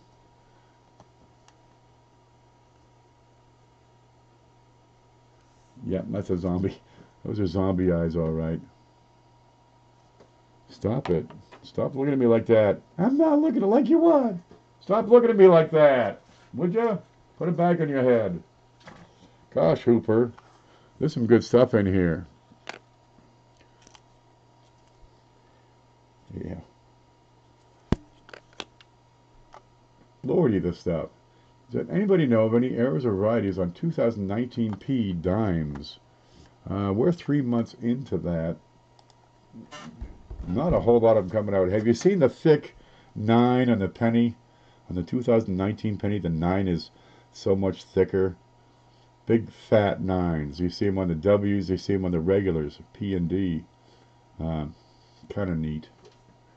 It seems to be a master hub issue. Improperly poured planchet. They don't pour the planchets, man. No, they don't. They're not poured. They're not. They're minted. They're minted. They're slammed between two dies. 861, 86I, FS86. I don't know. Okay, look, I meant to get into values of coins and comparing values across different platforms. I'll give you a quick heads up here. If you go to my blog, there it is. We've got the 1 million pennies project. So we're going to have to make this the subject for next time. There's my blog. And I was comparing the values of, well, proof and mint sets across different platforms. I've got Numismatic, the fair market value, and I got the links here, as well as USA Coin Book. And I got proof sets and mint sets, and I've also got the Red Book and Numismatic News that I was going to show you the price differences on some of these just regular old proof sets and mint sets, and it can be pretty darn excessive in some cases. And we're not talking because it's silver on one. 2007, anywhere from $19 to $87. We got some neat and odd discrepancies in some of these price lists, and I was going to go into that and explain how and why those things happen. But we got kind of sidetracked on this mail call. Look at it. Yeah, that would distract anybody. Come on. I see a few people change channels. The list was a good idea. We try to keep that list up to date. It's 11 p.m. on a Friday night. You are a true coin nerd. I haven't gone out on a Friday night in so long I can't remember. Jesus. I know, the 90s, maybe? Yeah, I'm a coin nerd. And probably then it was just to go to a coin auction. Okay. Well, you know, there's nothing wrong with spending a little time looking at coins maybe you haven't seen, right?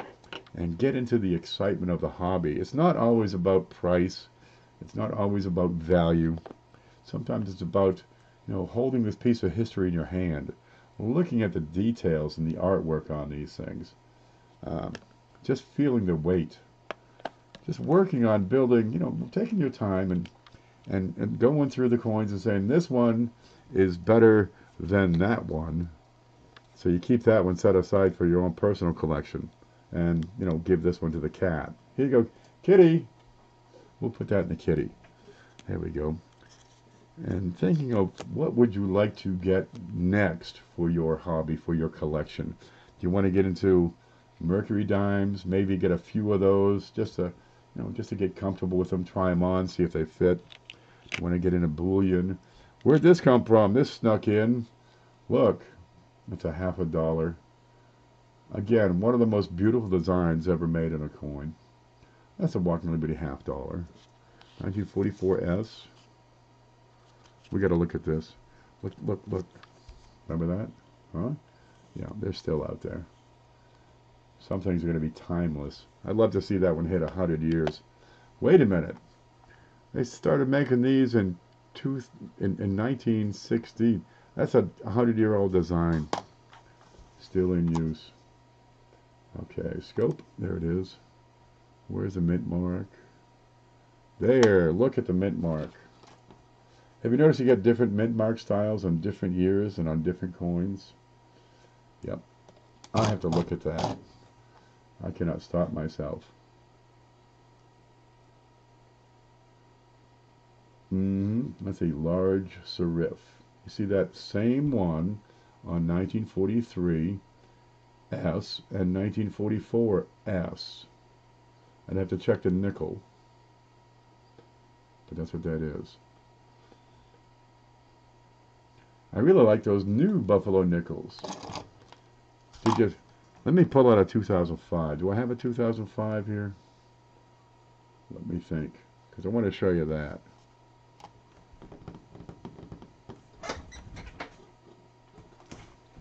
Let me see if I have a 2005. No, I want the 2006 nickel. This will work.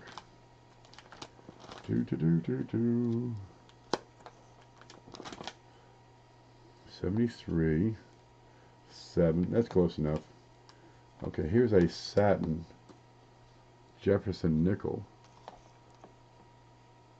And look, he's not looking left or right. Is he looking the other way? What does that mean? Well, anyway, there it is. I just thought I'd screw the pooch and share that with you. What is the other way? Left, right, forward? Creepy. I can't look at those things. It's like somebody's staring back at me. Well, anyway, give the professor a thumbs up. Hey, man, thumbs up, thumbs down. I don't care. Secret ballot. Just click one of them. It all works. The whole idea is to get more uh, activity, more interaction between the audience and the video guide, which is me. Wall-eyed. It's a fish. Yeah, he's zombie-eyed like the dollar over there. Remember her? What's going on with her eyeballs? She doesn't have a cornea. That's what it is. There's no cornea on this chick. Look at the luster on that. Oh, geez. What are you going to do with your collection? You're going to get more variety, right? Get the Mercury dime, get the walking dollar, get the walking half dollar, right? Get one of everything. You know, a steel penny, a silver nickel, right? An old proof dime, a new proof dime. Get one of those half dollars. The Kennedy, the Walker, the Franklin, right? Those old barbers, the seededs. Keep going back. 1 year older, you know, a little bit nicer. Or you get focus on, you know, one series.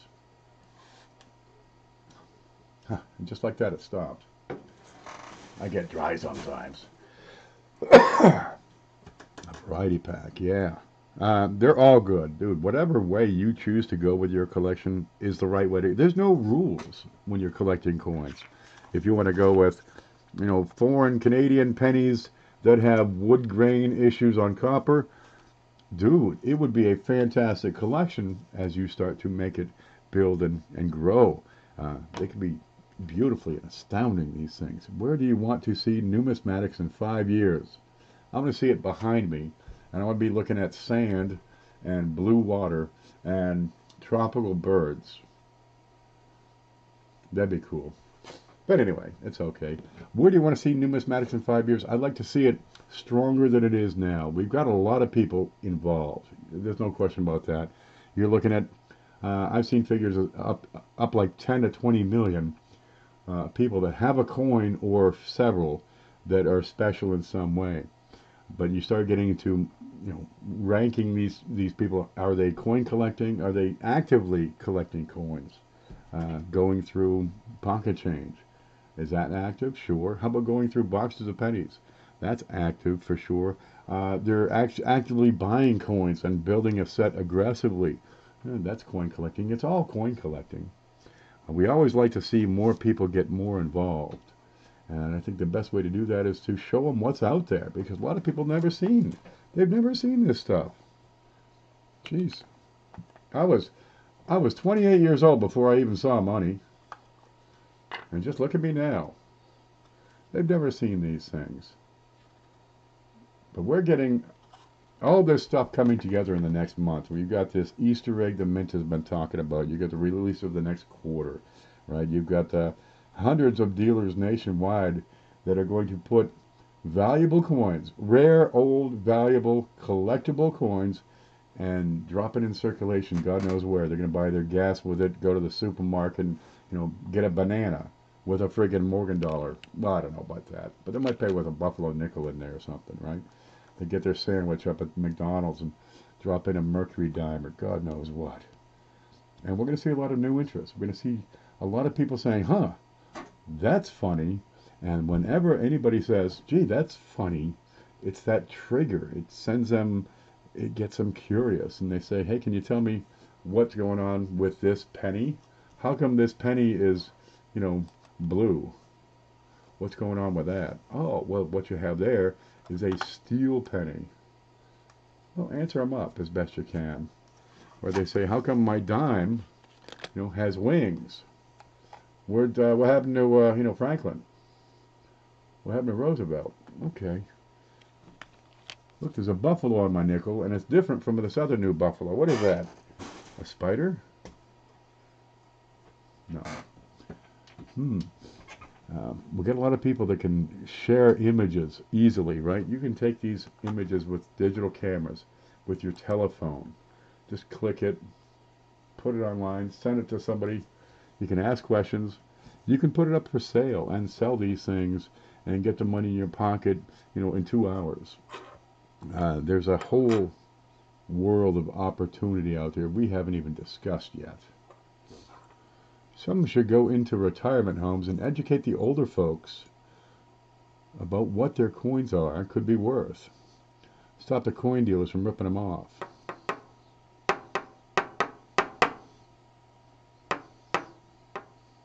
Geez, I always figured the market for like a lecture series would be the people that handle cash, your cashiers and bank tellers. But that would be a pretty solid venue for like a lecture series.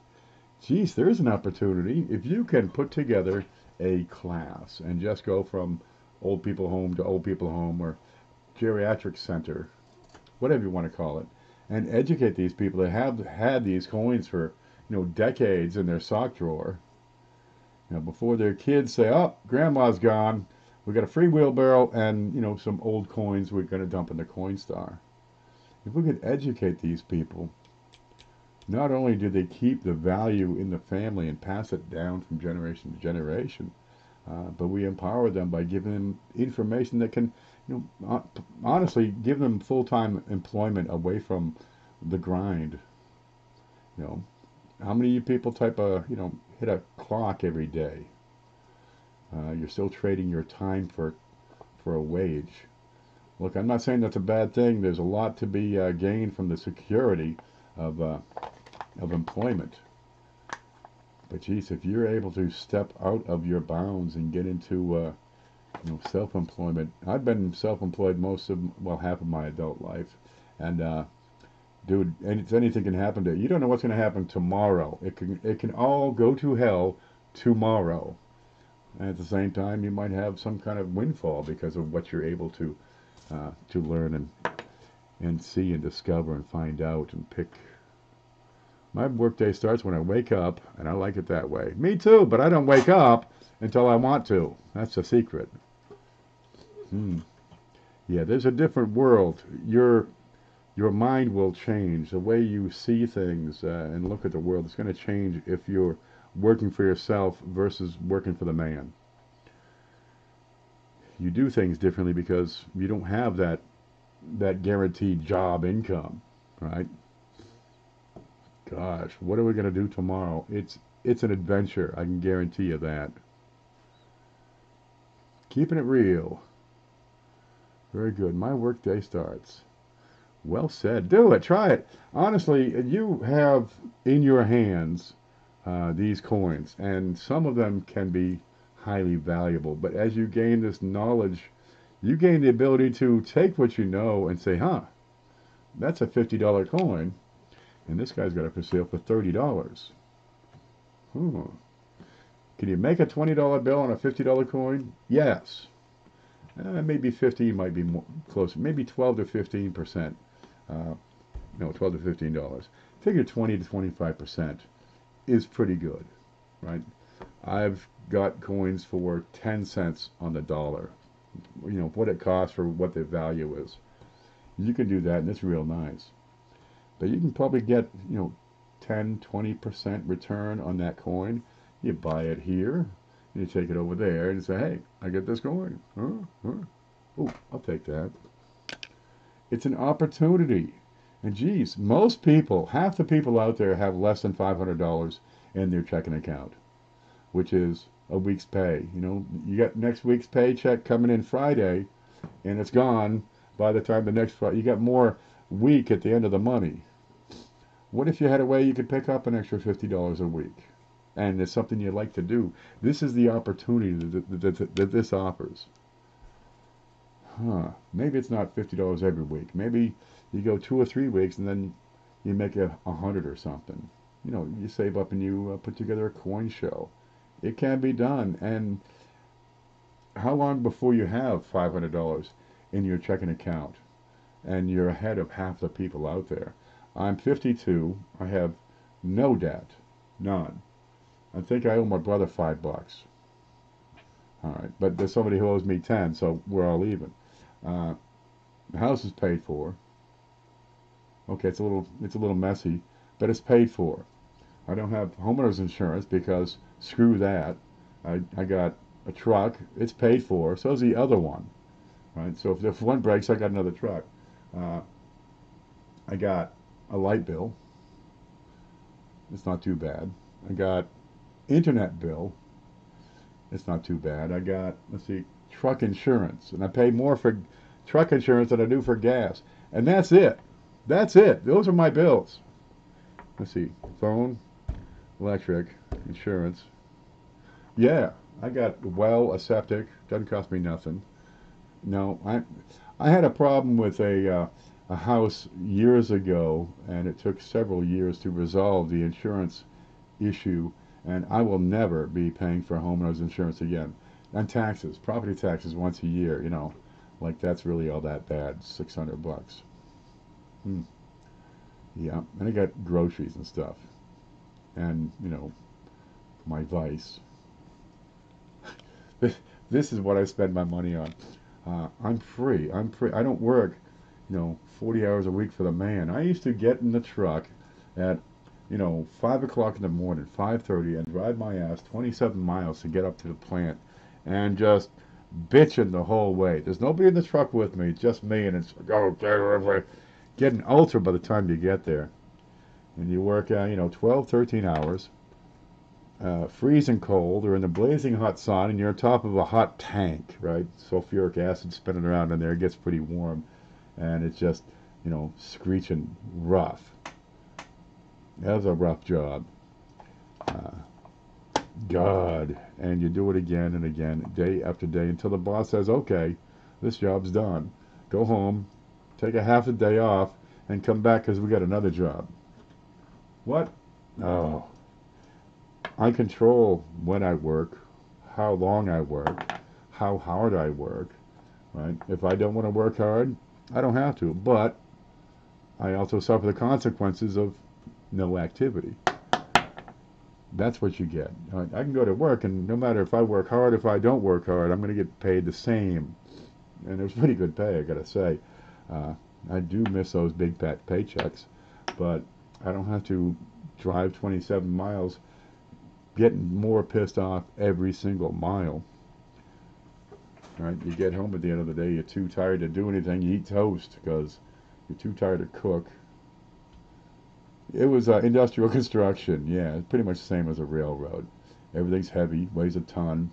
There's always somebody grouchier than you, which you wouldn't think is possible, but there is.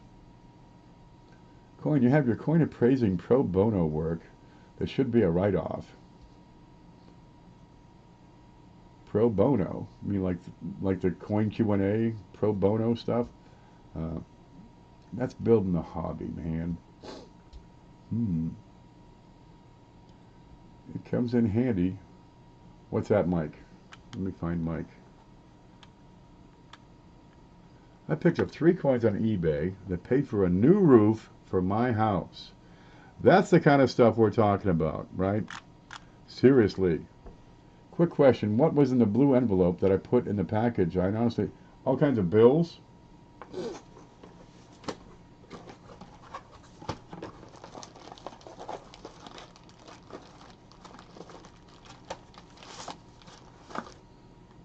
This thing, you got 2 silver certificates and a whole bunch of foreign somethings.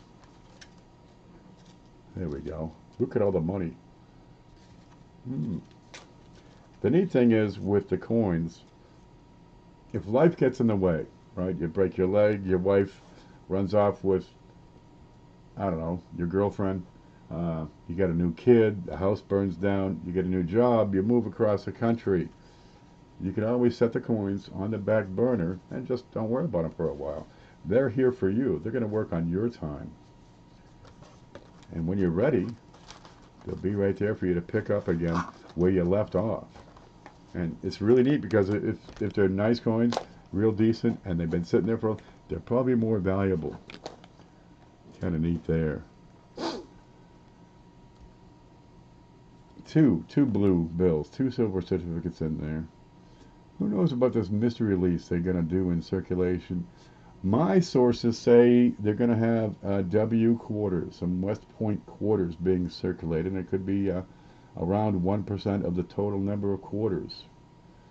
Now that would be interesting. That could get a lot of people searching those quarters because they're going to be good for probably $1 each, right? Maybe a couple bucks if they're in better condition. That's what I'm hearing. And if it works, they're going to do it again. How about that? That's the timing we're talking about. When we should, if it's going to be announced, it should be announced by the mint within the next 2 weeks. That's what my source says. 1% relative to the total number of quarters being released. You still have your P's and your D's, right, and the proofs and stuff. But you figure 1% of this next quarter release in W's, geez, it could be like 1 million W quarters coming out. What kind of mint? Business strikes. West Point business strike quarters being released across the country. Gosh, what would that do for the hobby if you had hundreds of new collectors coming in and say, oh, I find this neat coin, what's it worth? Because that's the first thing you're going to do is what is it and what's it worth? So there's our opportunity to snatch them and pull them into the hobby. Oh, it's worth almost as much as this. Dude, that's worth $16,000. Mint stuff is garbage. Yeah, bet it's getting better, hopefully. Maybe they've learned the lesson of 40 years of dumb work where they put mint sets in little cellophane packages and say, buy our coins, and giving you, all these products that don't hold their value. Come on. You want us to invest in U.S. mint products? Give us a product that's going to gain in value, in 5 years or 10 years, instead of dropping in value every single time since 1968. Come on. What are you doing? You're killing us. Limit production. I'm designing a new penny, says keeping it real. Okay. Here, how's this? Yep. You can do a screenshot.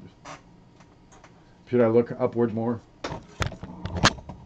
See that? Yeah. Who's gonna be on your penny? And the zinc, well, okay, zinc, we got to live with the zinc.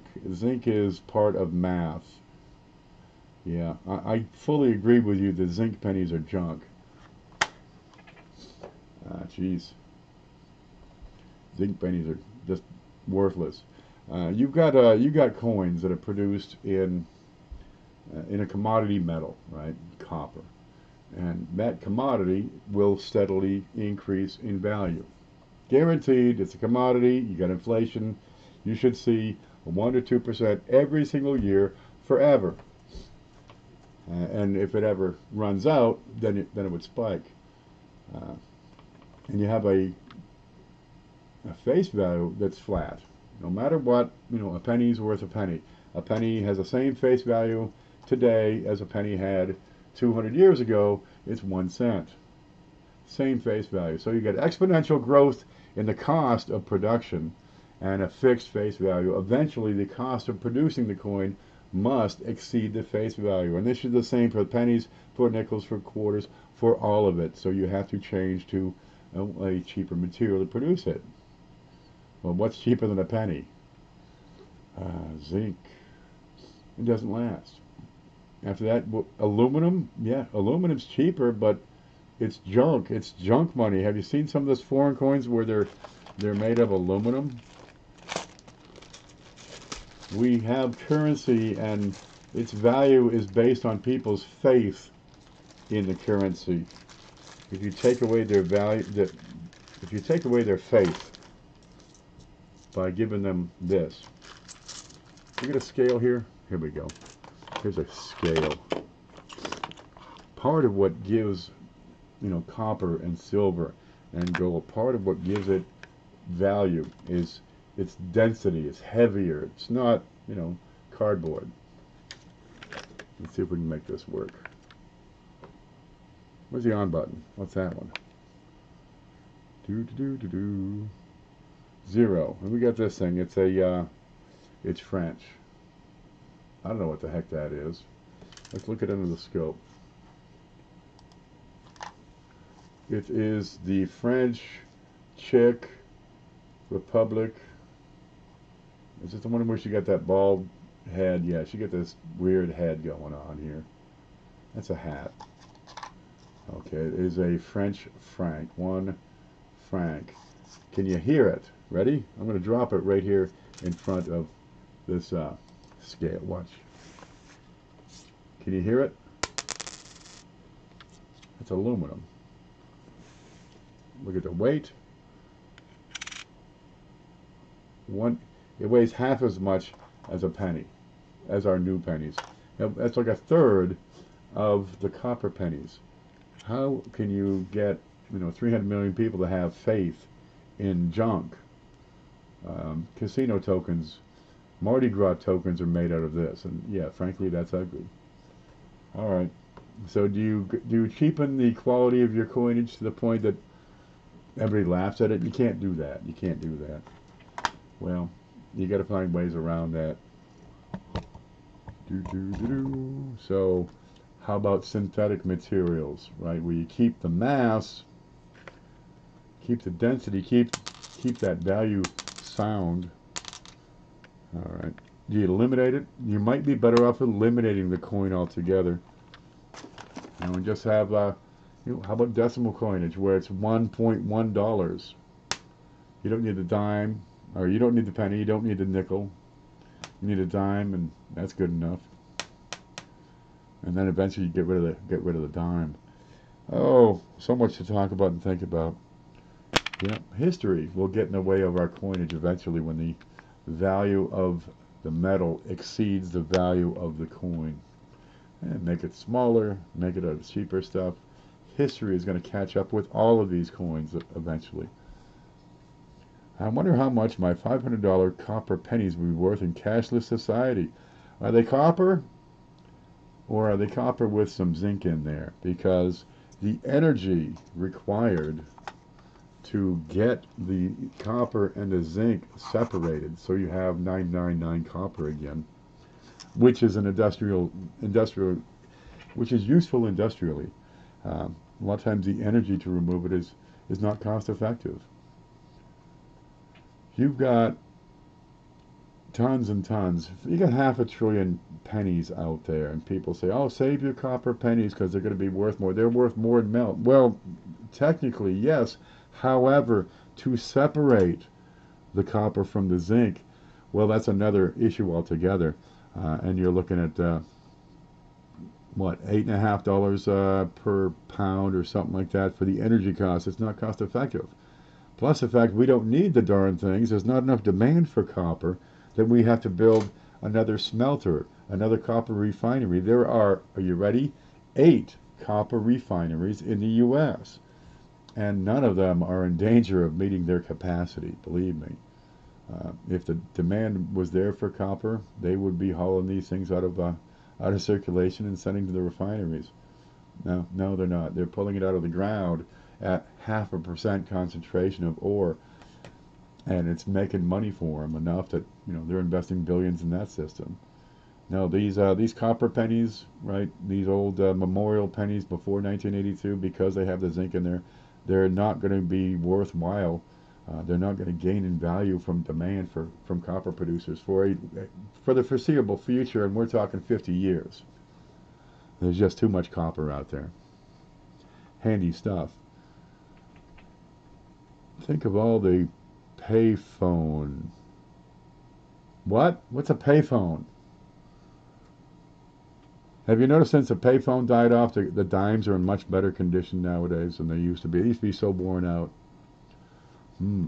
Yeah, when you look at something like the value of an old copper penny for its metal content, follow the path of where and how it would be recycled, and you realize you're never going to get those copper pennies recycled. No, not going to happen. What a dilemma. Walmart rollbacks. Is that why you save your pennies? In the 99-cent store? They rounded up to $1 store. Yeah, it's out there. Look, guys, I want to thank you all for stopping in and visiting and looking at my stuff. I'm really sorry we didn't actually cover a topic. You can talk about coins for hours and never actually, consider a subject. The Mint never loved the connectors. The Mint ain't there for collectors. They got the proof coins for that, right? Yeah, they make them things. That's where they make the money on the collectors. But they don't care about us. They don't care about our needs, our feelings. They got to put out a huge, massive volume of coinage that's going to keep our economy operating. That's their job, is to produce the coins. And they do well. And it's got to be consistent, right? And it's got to be, right down to high detail accuracy and reproduction. One coin being the same as the next for millions at a time. Ken, why is a dime worth more than a nickel? Because back in the day, they started producing them in silver. They were 89.5% silver, right? And the nickel didn't actually come about until 1865. No, 1866 with the shield nickel, right? They had a half dime that started out, in the 1700s, and that went on until the 1870s or something like that. So at the same time, you had a nickel floating around in circulation. There was a silver half dime also floating around in circulation. So a dime, being originally in silver, was kind of small. A half dime was even smaller. They're little things. They weigh as much as that thing, except that's junk, right? So the nickel came around as a solution. They needed more change. They needed more circulating currency. They said, hey, we can make it out of this metal. It'd be cheaper than the silver, but we'd have to make it bigger because it's not silver. That's why the nickel is bigger. It's different material. I'm about to blow my brains out. Okay, Hidden. Been good knowing you. Civil War tokens. Yeah, during wartime, people save their precious metals. You don't know what's going to happen. God, anybody could win, come up with a new super weapon. It's over tomorrow. What's going to happen in the future? You don't know. So people would save during wartime. They would save their precious metals. Look, this is transportable wealth. If you get a penny, right? You get a penny right there. It's worth $150. It's worth its weight in gold. No fooling. You can do the math on that. $150 penny, worth its weight in gold. We gave one last week. It was $90 to the penny. Transportable. I can take and drop, 10 pennies in my pocket, and I'm walking around with $2,000-3,000. No fooling. Here's what the IRS hates. I can take this penny and I can give this to my daughter. If I had a daughter and I had a penny that was worth giving to her, and she could take that and keep it. And IRS says, hey, where's our estate tax? Because they're going to tax you every penny you earn your whole life, right? And when you die, they take half of that. You can pass these on to the next generation. This is why people have jewelry. This is why they have precious metals, because there's no trail, right? It's easily hidden from the tax man. What was the reason of the trime and the 3-cent nickel?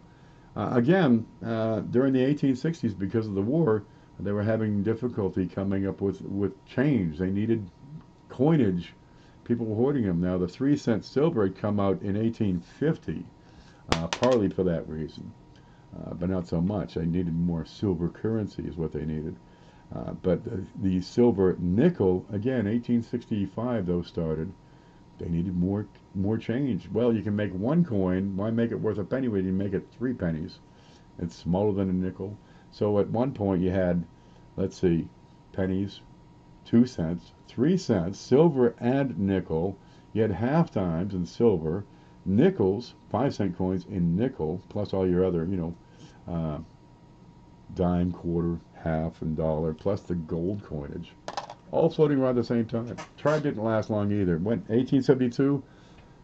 Well, after the war, things got caught up pretty well, and life was good. The 2-center went away in 1873 with the Recovery Act, and most of those were melted down. Right, they made what, 40 million of the darn things? I got figures here. Scope. No, screen. Okay, there's what I see. This is what I need? Nope. One moment, I gotta pull this up. Come on, where'd it go? Coin inventory and checklist. Okay. Wait for the bottom. And here we got all kinds of stuff here. 2 centers. There, we got totals up here at the top. Total mintage, they made 45 million of them. And in 1873, most of those were melted down. You've got about 61 million 61,000 surviving specimens. That's it. Right? There are more 1931 S pennies than there are 2-cent coins. I got this over here. We got a timeline on this. Can you see this, by the way? Yeah. Okay, over in this we got a timeline. You know, what year and what was being produced that year. In 1811, you got a classic at a half-cent, cent. You got a capped bust dime floating around. There were no 5-centers. There was no 5-cent piece until 1837. 1837, where, geez, the nation is 60 years old. We don't have a 5-cent piece. You got a half-cent, you got a cent, and then you got a dime. So if you got a bill and it's 9 cents, well, you give him a dime, he gives you a penny back. But otherwise, you're giving him a sack of these huge pennies, right? Quarters had been produced, not that many, 1, 2, 3, 4, 5 years in a row by 1811. Lots of half dollars, but this gets into the commerce, right? The gold coins, that gets into the commerce and banking. Most of the people, we're working with half cents, cents, and dimes. Yeah, here it is. 1837 came out the seated half dime. 1851 was a 3-center. This is when it gets neat in the 1860s. And now the half penny was kind of, well, inflation had decided that wasn't worth making anymore. Everybody went to we'll just round up to the nearest penny. And nobody was screaming, oh my gosh, I'm going to pay, you know, a 1.5-cent bill. No. If they wipe out the penny, we'll be fine, guys. Really, honestly. Canada's kind of funky, but we'll be okay if they take away the penny. They're here right at the end of the war. This is when it's really just tough. Dude, 1864 and 65 were tough years. You get an Indian penny, a shield 2-cent, a silver, and a nickel 3-cent. You get a seated half dime, a seated dime. What's this thing? Yeah, the next year the shield nickel came out, and all your seated stuff, your gold, God knows what, and that was neat. And for a time you had a lot of change, a lot of different designs, a lot of different coins in circulation. Good Lord, there wasn't too much after that. Well, the seated dollar gets changed out for the trade dollar and the Morgan dollar, and then it got simple after a while. And now we've got, you're talking since what, 1946, 1964. We've never had a period as long in American history with such extensive longevity in our coins. The penny goes back 110 years. Our nickel, 1938, what is that, 80 years? Jesus, that's 80 years. 20, 30, 40, yeah. 80-year-old nickel design. You get a 90-year-old quarter design. 70-year-old dime design. The half dollar is new. It's only 55 years old. They don't even trade the dollars anymore. Okay, let's find my way home. There it is. What was the year they started putting coins in rolls? It was in the late 30s, I believe. They started putting coins in rolls. Before that, they just, threw them in a sack. The mint delivered sack. Canvas sacks, they'd sew them up. Right? You get a $25 or $50 worth of pennies. They were heavy things. And they get jumbled around. I think it was the late 30s. Now they stuffed us with cancerous zinc. Oh, they coat it with copper. It's okay. All right, guys. Look, I got to get going here. I want to thank you for just listening to me ramble for the past 2 hours. I hope you learned something. I hope you get some motivation to, get something you don't have. Maybe a Barber or a Franklin $50, or geez, have you got Eagles? These are just gorgeous coins. They really are. Get something you don't have, right? Get another one of something you already do, but a different year, or a better one than you already have. And whatever you choose to do, grow your hobby in some way. Just have fun with it. That's what it comes down to. If you're not having fun, you're just not doing it right. I find one of the most fun things is sharing the stories about the coins and sharing, looking at them and stuff with well, you guys, because there's nobody else here. Yeah, and look and say, look how shiny this one is, right? Look how shiny these are. These are so freaking shiny when they're brand new. Old steel pennies, or what's that, a proof penny, or a Bahama pennies, or these old woodies. Dude, these are gonna be, when you get these, when you can get these, get them. Yeah, get those woods. You'll say, that Ken was right. He said, get the woods, and we did, and he was right. Those woodies, they're few and far between as a percentage of the mintage. And when you have a collection of them, it's elegant. It's great to look at. Portable wealth. You can give these to your kids. They don't have to pay no taxes on it because the government's got no record. Unless they say, well, my father left me this $1 million penny collection. Let me give you half for all that you've done for us. Now, the government doesn't need to know anything about that. Huh. I know who that is on the phone. Oh, yeah, that would make sense who that was. No matter. Good I can. Get and carry a hammered bronze pirate coin. Arr! Arr. Mike Badger says, I want them to put out a book for a collection of coins that overlap in the same year and same denomination. Oh, so people could collect these year sets. Frank was doing one for his father, for his father's birth year or something like that. It's kind of neat. What was circulating when my mother was born? The same darn thing that's circulating now, except the Mercury dime and the Roosevelt. No, the Walking Liberty $50.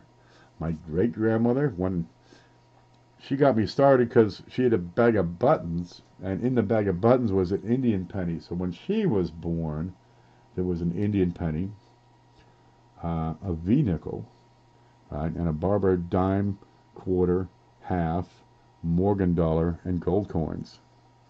There's a neat one.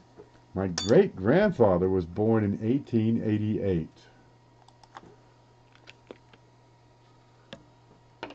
Let me open this up.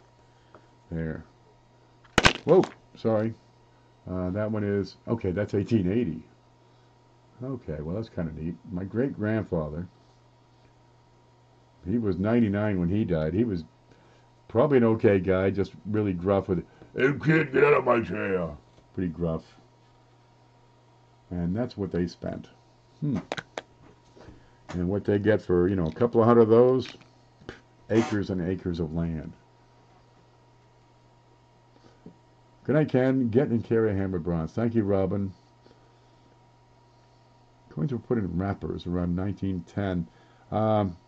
1909, the proofs, the matte proofs, were put in essentially a box and paper. I don't know how the proofs earlier were packaged. I imagine some sort of paper box. But those older ones, they had acidic paper, which gave those coins a really interesting tone, especially the copper coins.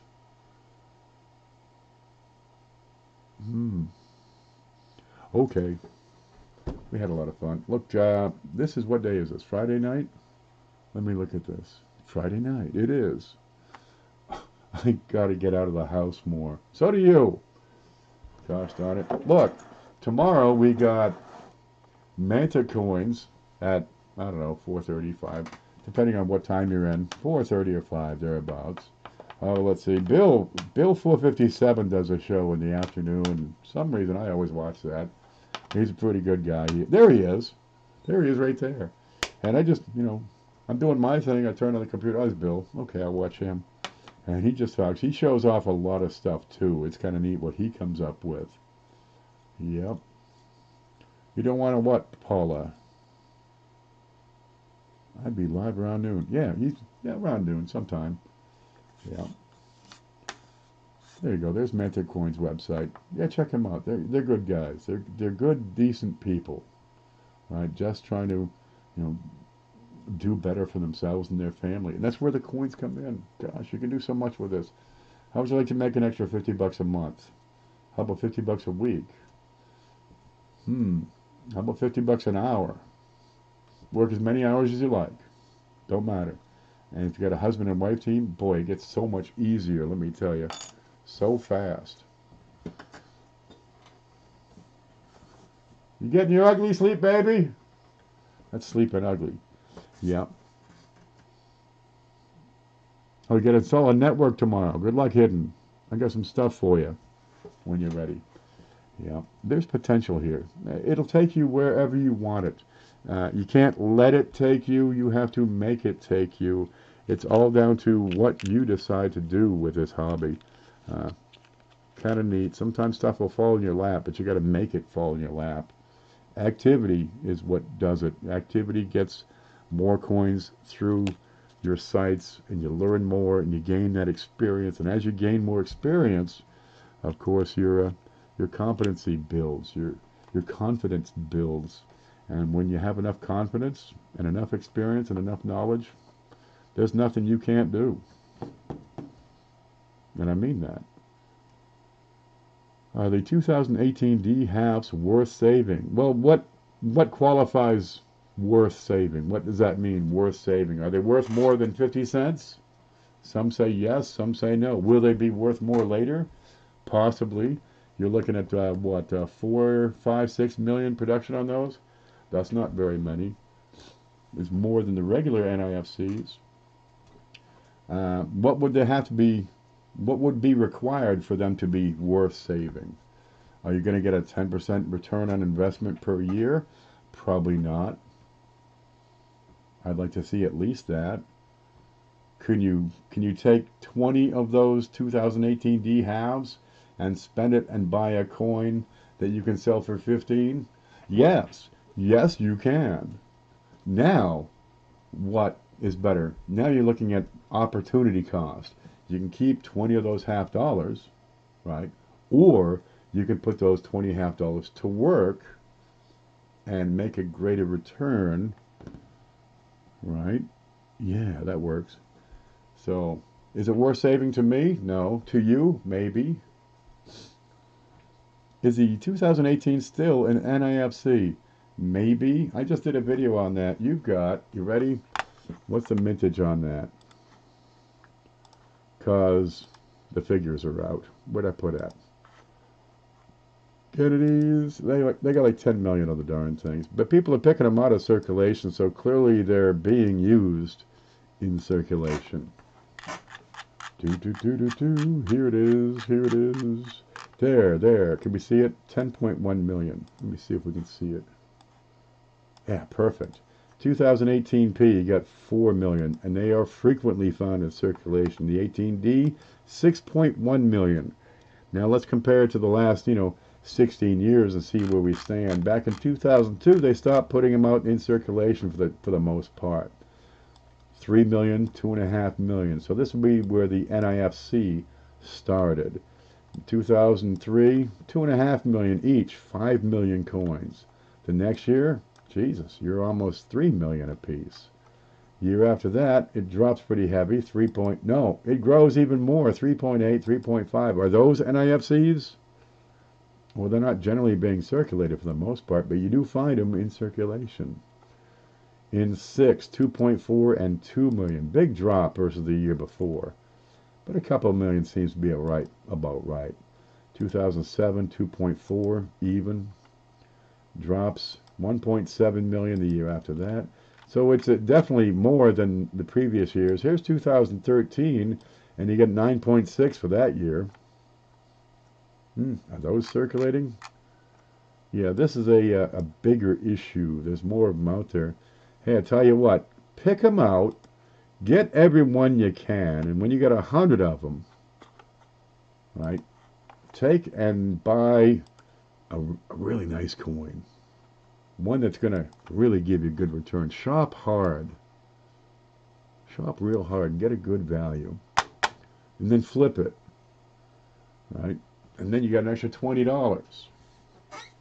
Then you do it again. And after you've done it 10 times, now you're doing 2 coins at a time. And it won't be long and you'll have something pretty impressive to show your family. And you'll have time to do it because you're setting your own schedule. You're doing your own thing. Holy crap, went to the store and he's still the Energizer Bunny. What? Ah, yeah, okay. Here. Hey, good night, Frank. Good night, Cheapskate. Good night, Bill. See you tomorrow. Master Guns. Since Annex and others came out, has there been grade inflation? The early PCGS slabs seem to be lightly graded. They seem to be undergraded a lot of times. For sure, their standards have tightened up over time. Okay, Larry, we're digressing. I'm going to take off, guys. You stay groovy.